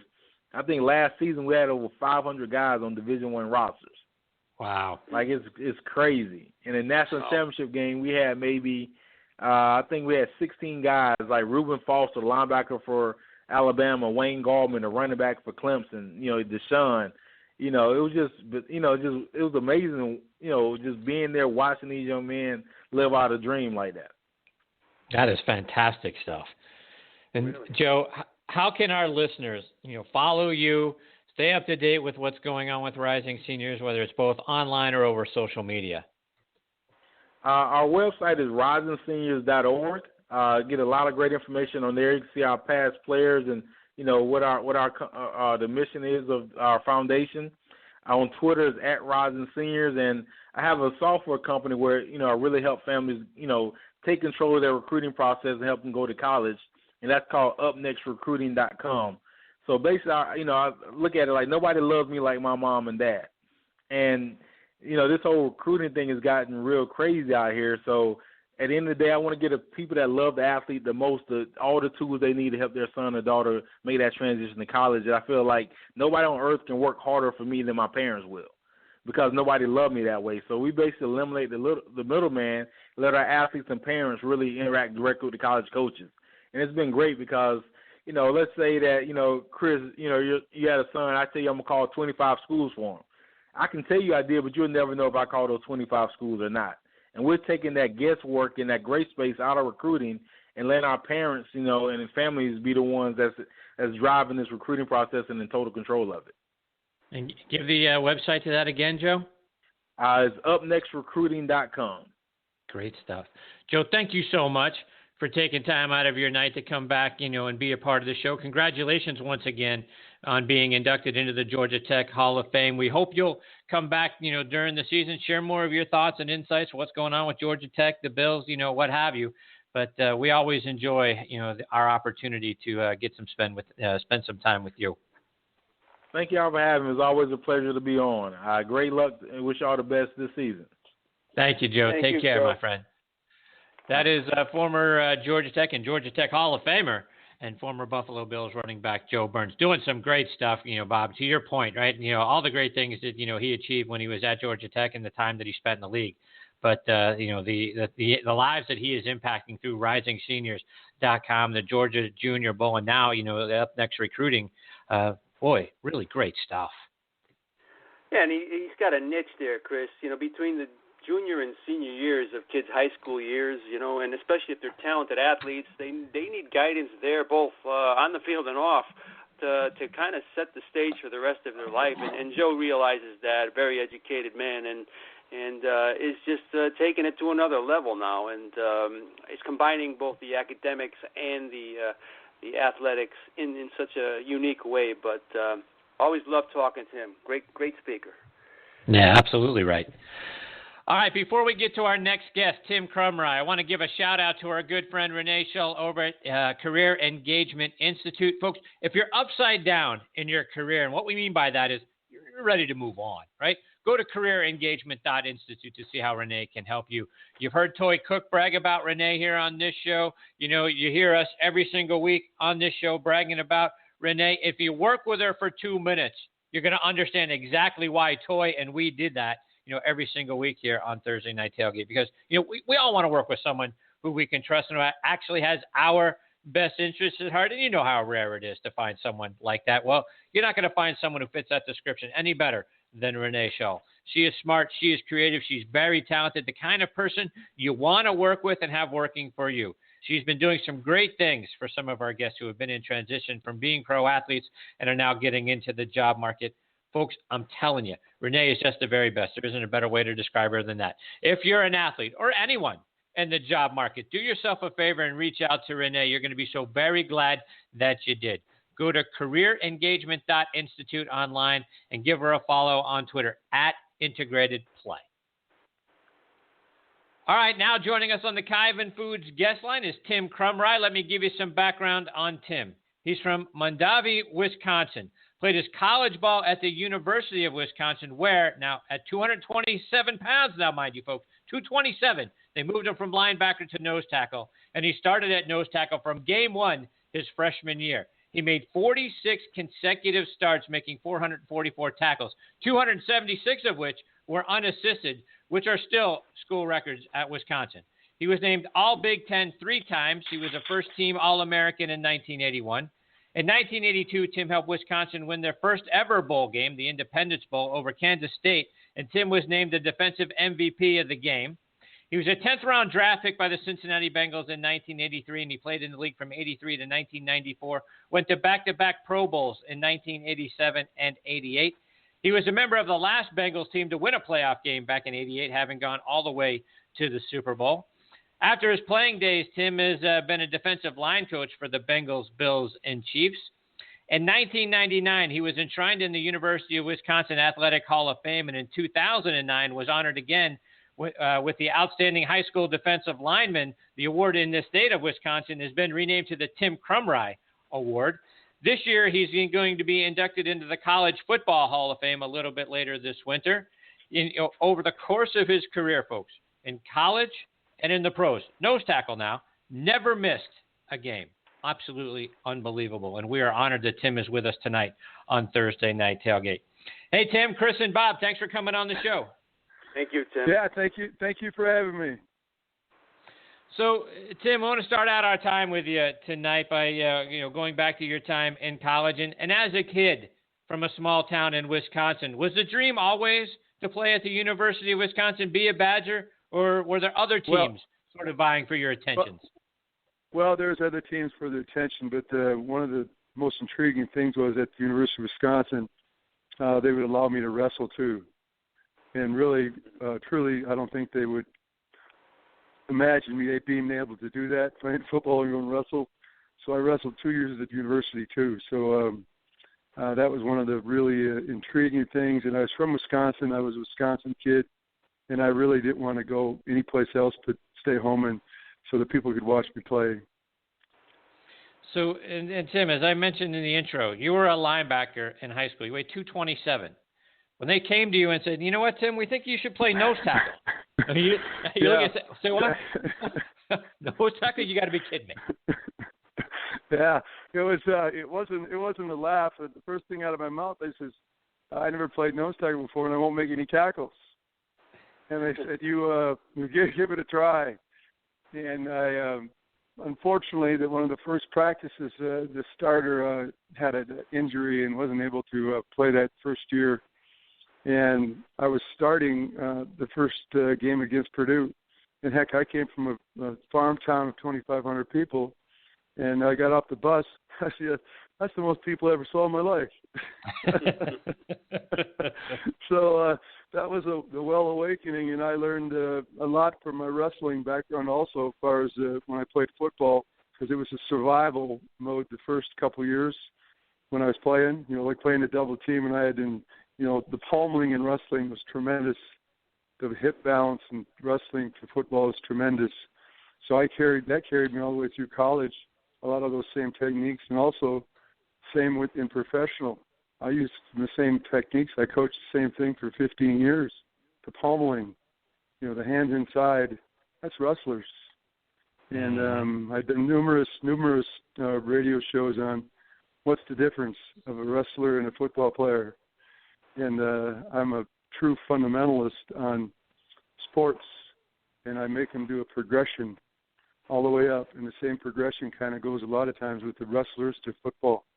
Now, I'm not going to go through it, but it's amazing that the NFL players use it, college use it, and I go around now and do all the FBU camps across the country and teach the same techniques to those young kids.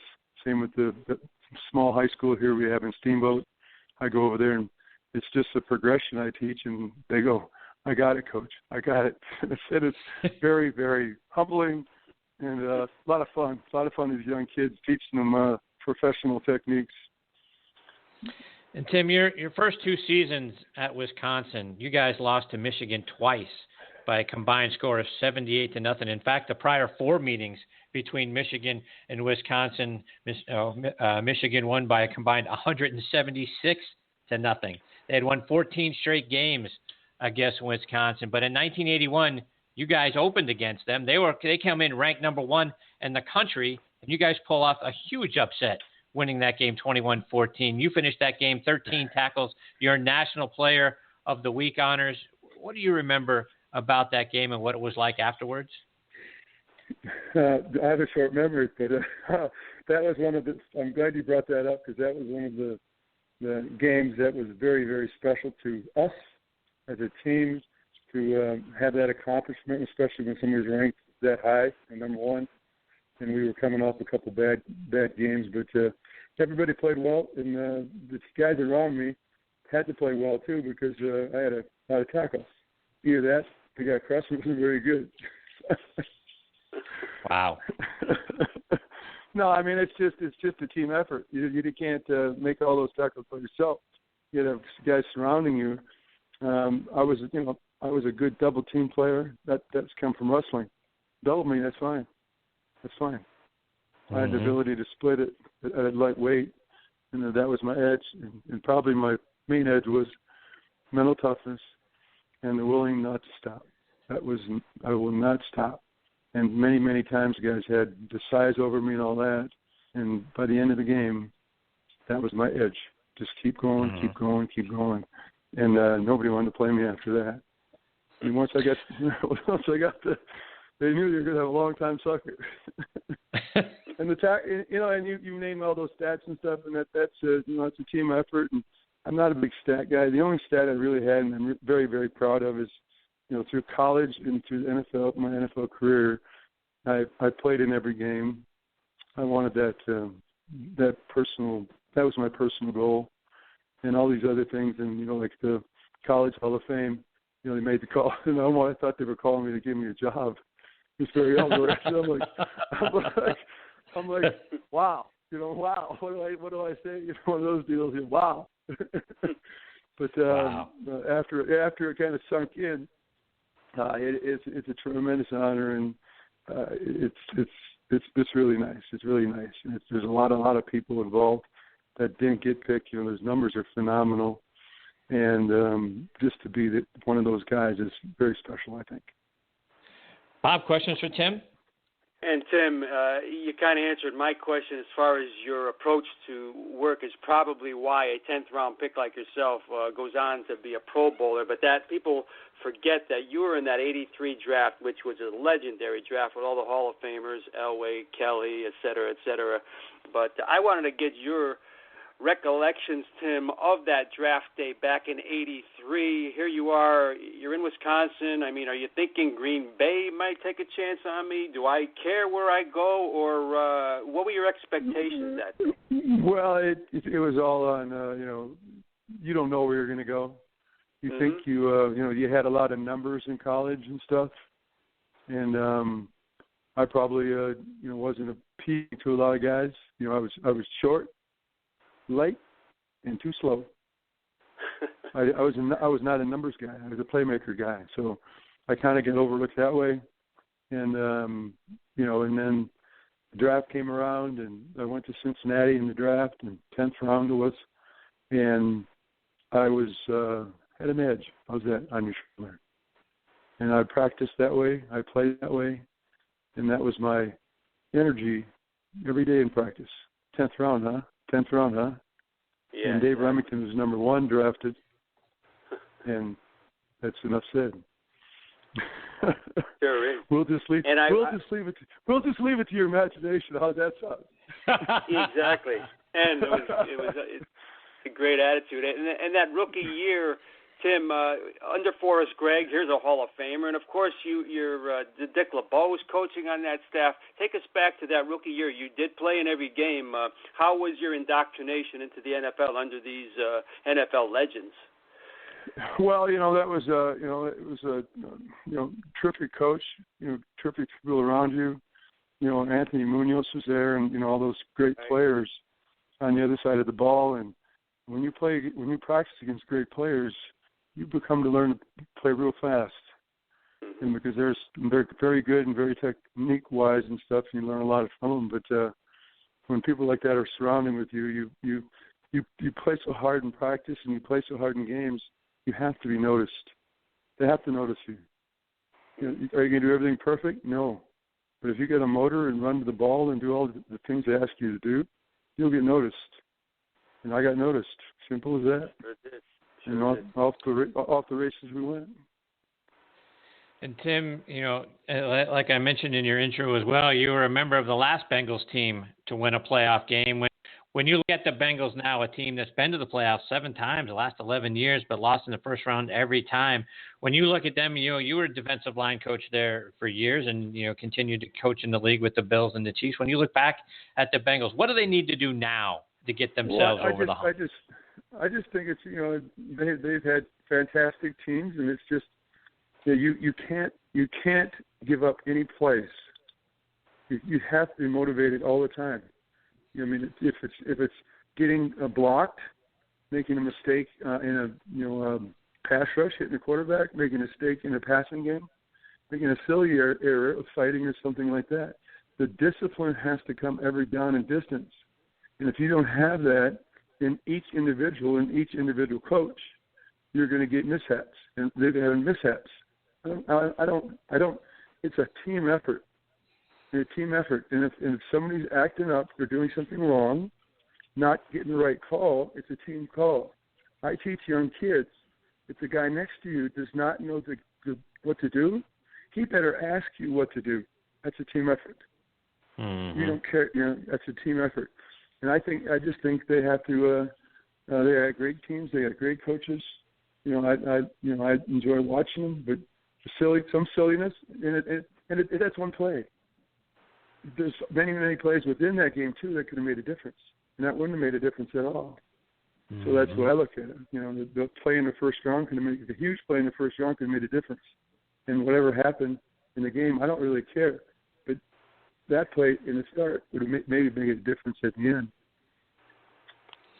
And Tim, this show goes out over the Armed Forces Radio Network. We've got a very special place in our hearts for our military and our brave men and women that are out there. And I wanted to talk a little bit about the work that you're doing now. You've had some struggles. I want to thank the Armed Forces for all the sacrifices they do and the willingness to do different things that a lot of us wouldn't do. I just want to say thank you to everybody. It's so important what these guys do for us. Yes, it is. Thank you for saying that. And Tim, just like many of our veterans and whatnot, you've had some struggles in your post NFL career, brain issues, being able to remember things, and other symptoms consistent with what you've seen with some of your peers that we've lost way too early in life. Talk about that and the experimental treatment that you're going through, which is having such a positive impact. I wanted to be. I was introduced to a group of people, and I really didn't anticipate this. And when the company is called Sarascan, and I was introduced to these people by another person. I'm not going to start naming names. By another person, and they said, I kind of asked what they did and stuff like that, and they made me tell a little story. And when it come down to it, it's called Sarascan. It's functional brain imaging detects the blood flow in the brain. I said, okay, it's just one of these same things I hear every story in the TV and all this other stuff, and you get diagnosed and they don't, take care of you. And they said, no, it shows blood flow, all right, and that detects, if you have a damaged part of your brain. So if you have the front of your head, I'm going to go in Tim's words. If the front of your head is damaged, this imaging can detect that. If the side of your brain is damaged, it can detect that. And these different parts of the brain go in pieces.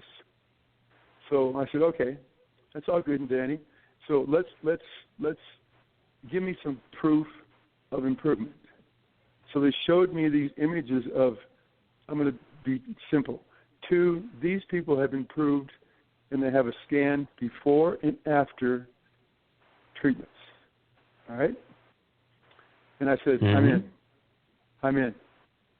So they do go get a scan, and they say, you do a little psychology test, and then you go. They do the scan. The doctor reads the scan without talking to me, without talking to anybody else, and he says, "Your front of your brain here, Tim, is damaged." And you look to my wife. Does he have sleeping problems? He hasn't slept in years. Dreaming issues, bad dreams, wrong. He turns to me and he says, "The side of your brain here, Tim, is damaged. Motivation. I got fat. Didn't want to work out. I was a workout freak." Looks to the back of my brain. Long-term memory. Yeah, I can't remember. Bob and Chris, I wrote it down. Okay, how's that? Struggled with that. We appreciate it. Didn't really know. I wanted to be proactive. I didn't know until I was told. So I said, okay, now we're going to do this so-called improvement. We're going to give you this light treatment, and it's called In-Light Wellness Symptoms. I said, well, what does that do? Well, we're going to put this cap on top of your head like a little thing, and it's going to have infrared light shoot into your head, and it's going to generate the blood that is sleeping. The part of your brain that's damaged is sleeping. It's not dead. It rejuvenate the blood vessels to come back alive. I said, no kidding. Is this going to be good? So I get the in-light treatment stuff. Put the cap on. I visit my son.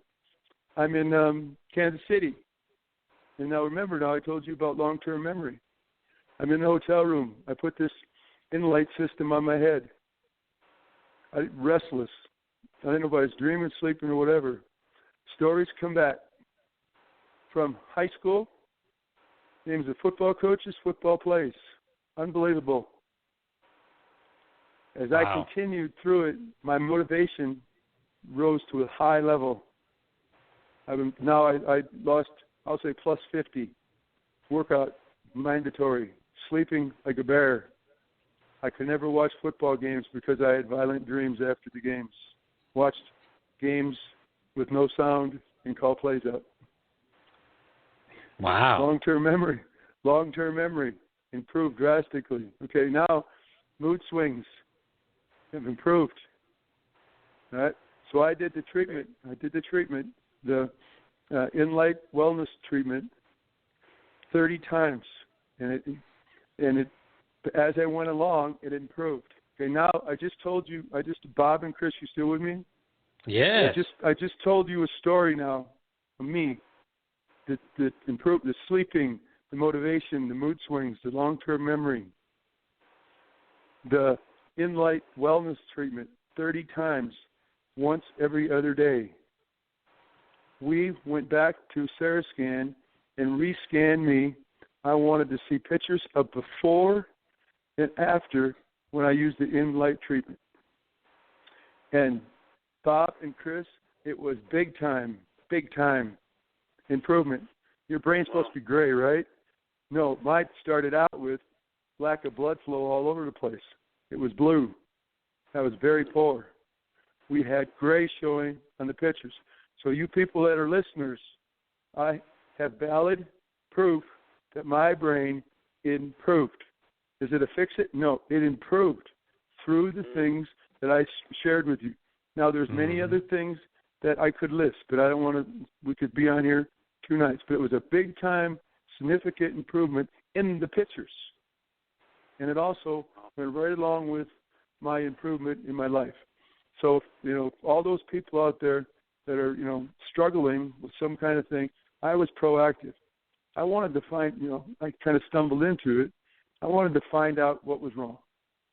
And really, from the functional imaging, the detecting the blood flow to, the in-light wellness people, I look like, put the thing on, I took a picture of it in the hotel room. I looked like the funniest dude there was. There's infrared light, red infrared going into your head. And it was great. So it was great. It was Tim, great. And I got, my personality is just an ass kicker. I mean, I just have a I called a young guy not a young guy, but an older guy now, known a long time in the league office. I'm not going to name names. And he says, Tim, it's all in your voice. It's all in your voice. And that was the biggest compliment there ever was. Great. And Tim, you said you didn't want to get, too far in, and, we've only got a couple of minutes left, but the positive impact, right, isn't only in the restoring of blood to your brain, it's helped your joints too, right? Absolutely. All over your body. Yeah. You got to look up the websites and go through it, and it's all over. So go to the InLight Wellness System, and you'll see all the different pictures of different parts you can improve your body. I just said it because it was my brain, and that's what I used it on right now. And Tim, like we've said, we've got members of our military listening in. We've got we've had so many of your peers on the show, so many guys that are dealing with joint issues and head issues and concussions and all of that sort of thing. For everybody that's listening, that may says, wow, I need that. How can they go and get more information and find out? Well, they can go on the websites, InLight Wellness Systems. And it'll just pop up, and they'll show you all the different diagrams of different things for different body parts. Yep. All right. So InLight Wellness Systems. Hopefully, I'll look it up here, and we'll post that on our social media as well. But and then the scanning place is just sarascan.com. Sarascan. That's the imaging place. Functional imaging. Okay. Tim, thank you so much for taking time out of your night to be a part of the show. There's so many questions and so many things that I think we would love to get more information from you about. Talk more about your time at Wisconsin and in and around the league as a player and a coach, and then as we do some more research on the InLight Wellness Systems as well. I hope you'll come back and be a part of the show again because you're fantastic. We'd really love to spend some more time with you. I would love to, and then if there's any way I can help anybody out there, feel free to reach out to Bob and Chris and say, hey, I want to learn more about it. And we'll find out a way to talk to them one-on-one. A lot of people would I'll tell the story to anybody, and if we're one-on-one, Bob and Chris, I would love to show you the scan out on the radio to your listeners, and it would go silent. Most of the guys go, are we still on the air? Because I got the wow factor. Well, we'd love to see the pictures, and we'll be glad to post it up on social media, get people looking at it, and try to generate some buzz because it seems like it's been a huge impact on a positive manner for you. All right. Thank you very much for having me. Thank you. All right, take care, Tim. Yep. Bye-bye. That is former Wisconsin Badgers and now college football Hall of Famer and former Bengals Pro Bowl nose tackle Tim Krumrie. And again, InLight Wellness Systems. Got to look that information up, Bob. What an unbelievable. When Tim and I were talking leading up into the show, and he was sharing the stories about the positive impact and the blood flow and all of that sort of stuff, and the impact it's had for him, and like he said, just sort of on his enjoyment in life and remembering things, and all of that sort of thing. Now he can watch football games. I mean, it's unbelievable stuff. And he's very down to earth about it, Chris. He doesn't want to say no. It's not a cure-all. Does he have bad days still? Sure, but he made that. The word is improvement. And some of these guys we've talked to, Chris, if they had just gotten just a little bit of improvement, that they would be beyond ecstatic, and you could hear it in his voice. It was both saddening and enlightening and happy at the same time, an interview with him because of what he's gone through. But my goodness, like you said, having never missed a game, very much like Bob Lilly from a few weeks ago, Chris, their careers kind of mirrored each other, and it was just the eras in which they played. But my goodness, if people remember him, he was one heck of a lineman. Yeah, no. Again, 227 pounds. They move from linebacker to nose tackle, and boom, he starts right away as a freshman, and he plays every game, 4 years in college, and in every game, 12 years in the NFL at nose tackle. I mean, unbelievable. And then, to the treatment that he's doing now, and, Tim is like, look, I want to talk about this. I want, people to know about it. There's no shame in that, right? I want people to know what I've gone through, and then what is helping me now, because he wants to help more people, feel like him, right? Like I said, we've lost too many of his peers, right, early, right, because of CTE and the things that guys were going through, the Junior Seau's and Dave Durisons of the world and Mike Webster, going all the way back, right? We've lost too many of those guys too early. And now here may be something that can, help heal their brains, right, so that we don't have any more of these stories and guys can start to get back their lives, if you will, get back their memories, improve their mood swings, all the stuff that we saw. For those of you who went and watched the movie Concussion, right, and you learned what those guys went through and what it was like, and dealing with life, in their post-football careers, right? Now there may be something, and we've talked about hyperbaric chambers, which are another great thing. We got to get more of those. But here's another treatment that could make a big difference in a positive way to help these guys get better and feel better. And again, it's not just the brain. He's talked about, joints, on his body. Remember, Tim, again, to your point, Bob, about Bob Lilly and what we learned about Bob and some of the, tough injuries that Bob played right through, broken bones, right? Tim had broke his leg right at the ankle, right? At the bottom of the ankle, dislocated his ankle, broke his leg, right? Came back in time to play the next year. It happened in a playoff game, and now he comes back and plays the next year, right? Never missed a game, right? Steel rod in his leg, right? Pins, the whole nine. Comes back, plays, doesn't miss a game, right? We learned that from Bob Lilly as well, right? So there's, the guys suffer with, we know our very good friend, Jeff Harrod and the hands. Everyone knows the story of the hands that, listens to this show and follows us on Twitter and Facebook. Have seen Jeff's fingers and toes and how they point in different directions and all the things that he suffers with, right? Shoulders. We had Eric Dickerson. We tell the story a lot, right, Bob? Eric Dickerson for years couldn't sleep because his shoulders hurt so bad. Had to sleep in a lazy boy because he couldn't put any pressure on his shoulders when he tried to sleep.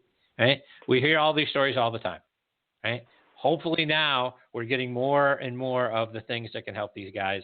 And this is a very important story, the Tim, treatment, I should say, not a story, very important treatment that hopefully we get more, information out there. And again, it's not just for NFL players. It's not just for athletes. It's for our military, folks as well, right? A lot of them, so many of them dealing with, injuries from, their time serving our country. Right? These are some things that can make a difference, and hopefully we get the word out there, and this becomes more and more prevalent. So you hit it right there, Chris, getting the word out. I just think so many NFL players are not aware or won't become aware of things that might be available like this that could help them, and that's why we're here, basically, just to help others and spread words about goodness, and this could help a lot of people. But I love his attitude, and that's how a 10th round draft pick becomes a Pro Bowler. I just loved how he said, going against Dave Remington, 10th round, and right, tremendous, and that's why he became so good. That's exactly right. All right, when Bob and I come back, we'll be turning on the Thursday Night Tailgate Spotlight on the Positive. Then we'll wrap up this show, and we're going to do that on the other side of these words from our friends over at Coastal Orthopedics and Kyvan Foods. Are you suffering from chronic pain in your shoulders, hips, knees, or wrists? Tired of living life with an old injury that just won't go away? If you answered yes to either of these questions, we can help. At Coastal Orthopedics and Sports Medicine, Dr. Candelora and his fine staff of medical professionals will get you back on the road to recovery. Their state-of-the-art facility and attention to detail will ensure you will be enjoying life again and feeling invincible in no time.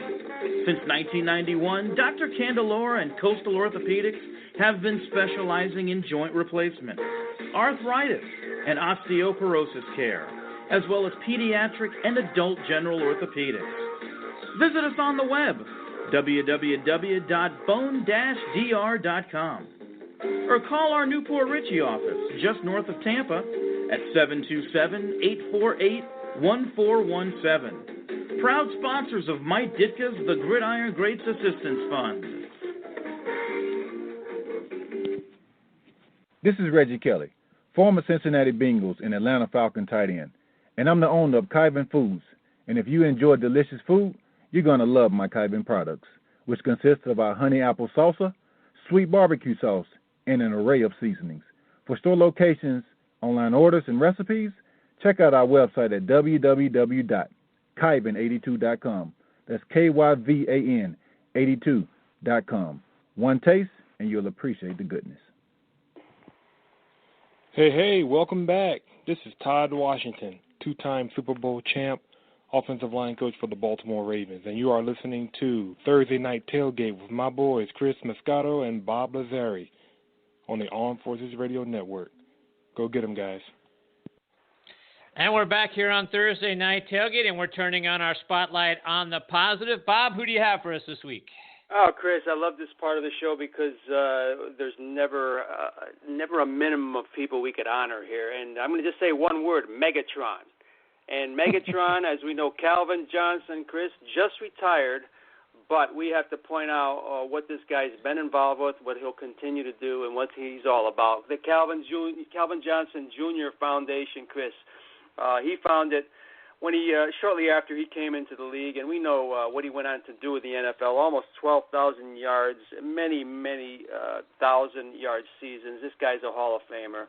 But what he's done off the field is just incredible. He has his mother, who has her doctorate, involved in the foundation. The mission, Chris, is, quote-unquote, to change the mindset of youth from struggle to survival, from poor self-esteem to excitement of life, from dependent thinking to goal-setting self-sufficiency, and from hopelessness to empowerment. And he does this through a ton of different programs he's involved with, Chris.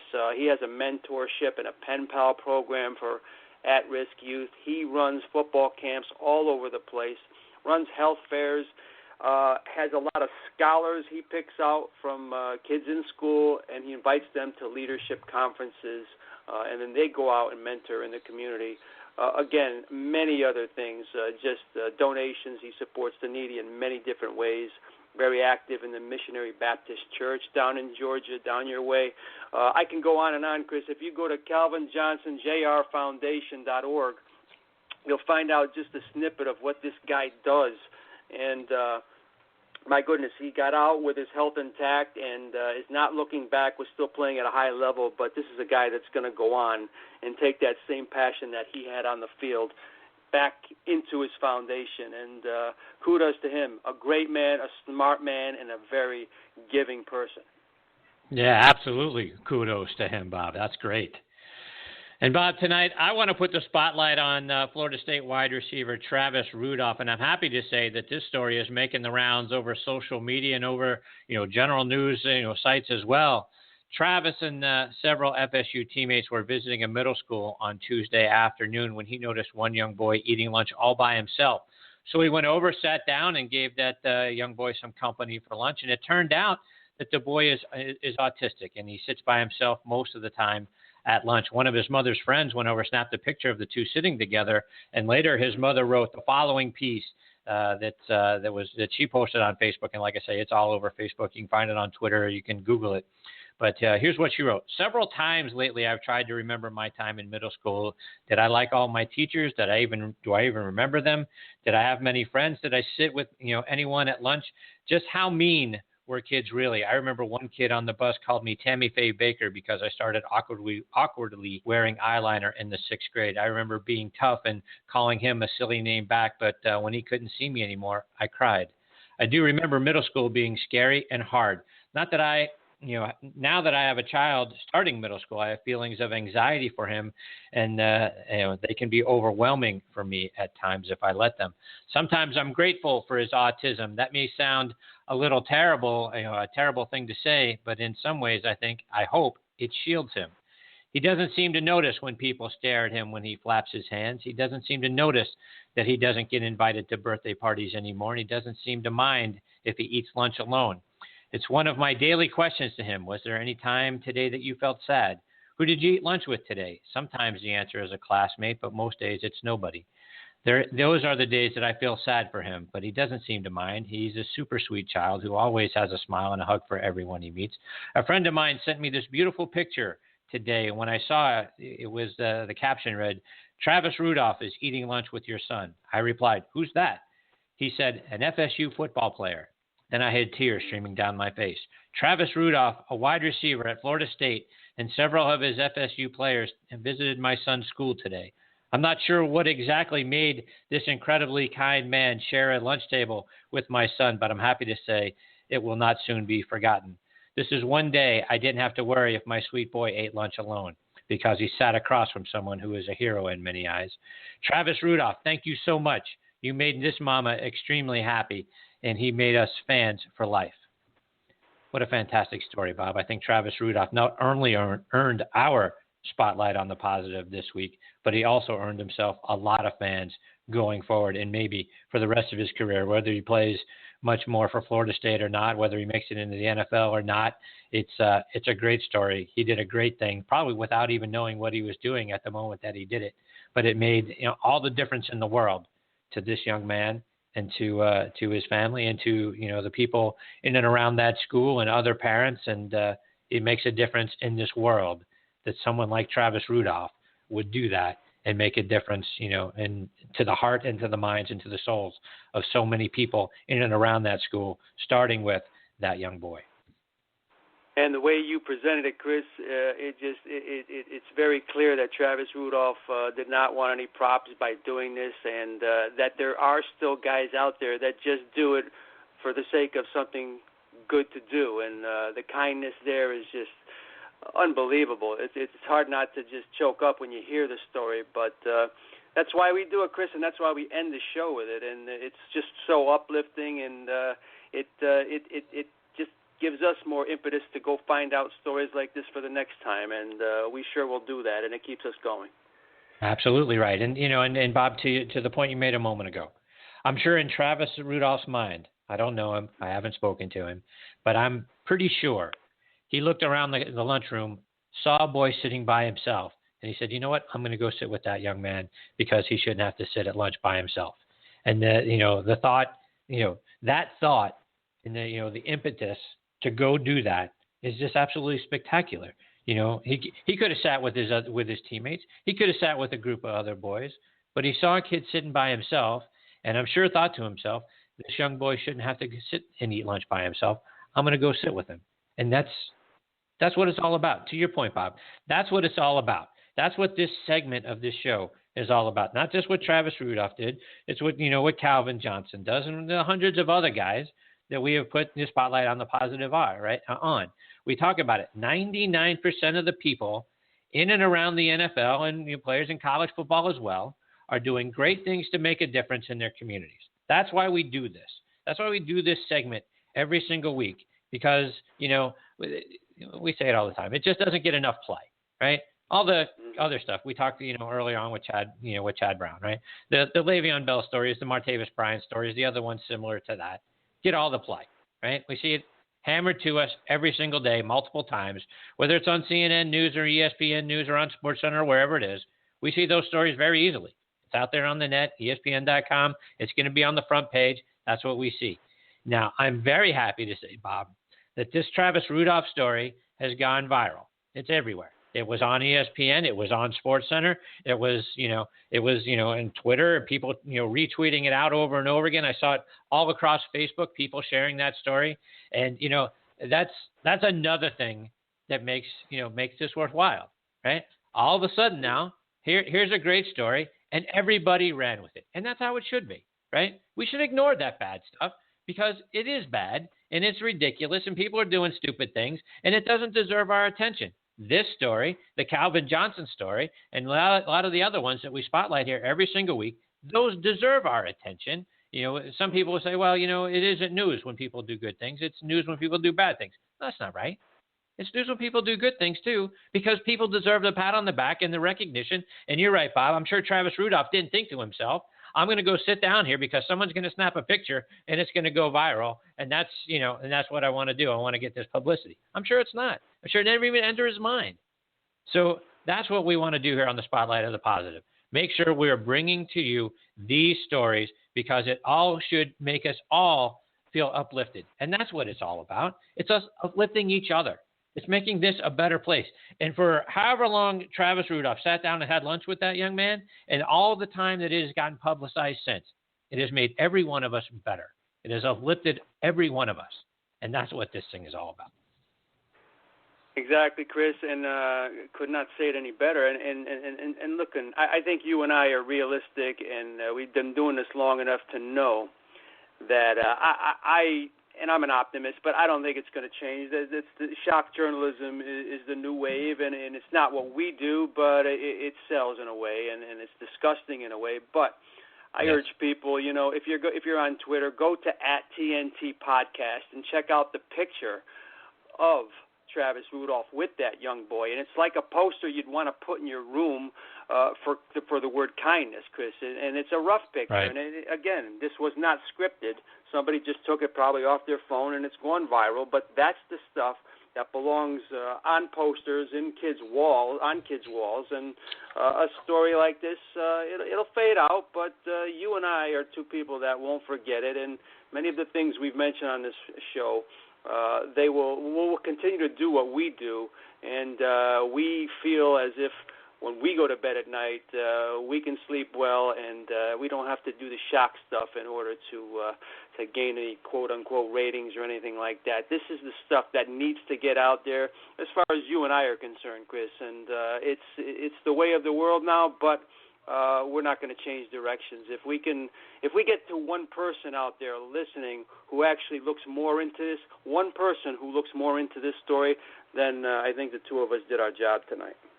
Yeah, no, and that's exactly right, Bob. I mean, you're right. If you're looking for shock jock stuff and the ranting and the raving and all the negative stuff, I mean, there's a million shows out there that do that sort of thing. You can find it anywhere. It's easy to find. They're a dime a dozen. Everyone wants to rant and rave about stuff.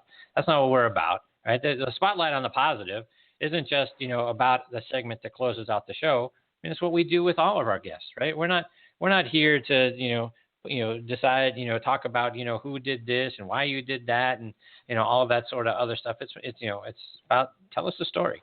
Tell us the story about, when, Tim Krumrie, your team beat Michigan. They lost 176-0 4 years running. Tell us about what was it like when you beat those guys, right? Let's talk about the uplifting stuff and the fun stuff. And then let's, make sure we promote stories like this. That's what we're about. And I hope that our listeners, understand that and at some level appreciate it. And maybe that's why they do listen, because you can find all that shock jock stuff everywhere else. And maybe they're tired of that. And maybe they're tired of hearing about who got busted for weed and who got busted for domestic violence and all of that negative stuff. And they're looking for, the positive side. And again, that's what we do. And that's why we do it. And we think it's important because, again, the idea is at the end of the day, we should be here to uplift one another and make this world a better place, not hammer you with negative stuff and make you feel bad. And then when you close your eyes, you have nightmares. Anyway, we go on and on, but every week we'll do the spotlight on the positive. We hope you come back and listen to those stories. All right, Bob, it is time for us to put a bow on this episode of TNT. We want to thank again Chad Brown, Tony Collins, Sherman Williams, Joe Burns, and Tim Krumrie for joining us tonight. And Bob, the best part of my week, my friend, is, being able to spend my Thursday nights with you. Same, Chris, here. And another great show. We laughed a little. We learned a little, and we almost cried a little. But that's right. Why we do it every week. And can't wait to do it again next week. And speaking of next week, who do we have scheduled to join us? Well, former Browns and Vikings safety Felix Wright will be making his TNT debut with us. Our good friend from the Louisville Slugger Museum and Factory, Ann Jewell, will be back with us. Always great to have some time spending with Ann. Former Falcons quarterback Chris Miller will be making his return visit with us, as will another great friend of the show, former Packers offensive lineman Bill Ferrario will be back in here with us. And, of course, Tony Collins will be here in his regular weekly time slot. We'll start to give you our 5-star picks of the week as we head into week 1 of the NFL season. Want to remind everyone, how can you follow us on social media? Well, you can visit us on Facebook, Thursday Night Tailgate. We've got a page there. Please give us a like. That's very important to us. Bob and I both have Facebook pages as well. You can interact with us there. On Twitter, I am at CT-mascaro. Bob is at bob_Lazzari, and the show is at TNT Podcast. You can stream or download any of our archive episodes, folks, for free by going to our website, thursday-night-tailgate.com. You can also find them on our shows on great podcasting sites. If you've got a favorite one, we're on it. We're on iHeartRadio. We're on TuneIn. We're on Blog Talk Radio. We're on Podbean, Spreaker, Stitcher, Audio Boom, SoundCloud, Player.fm. If you've got a favorite one that you've got, you can listen to us, download us there. You can find us on your smartphone on all of those apps as well. So, again, listen to, stream, download any of our archive episodes. We appreciate it very much. Again, for free, folks. Bob, take us home, my friend. Thank you, Chris. We'll talk. Have a great holiday, too, my friend. And our thanks to our announcer, Joe LaGenusa, for the great job he does with our weekly intro and ads, and to James Brocato and all the guys from Painted Faces for our upcoming outro music. On behalf of myself and Chris, we thank everyone tonight for listening. We appreciate you the most. Until next week, good night, Kevin. We miss you.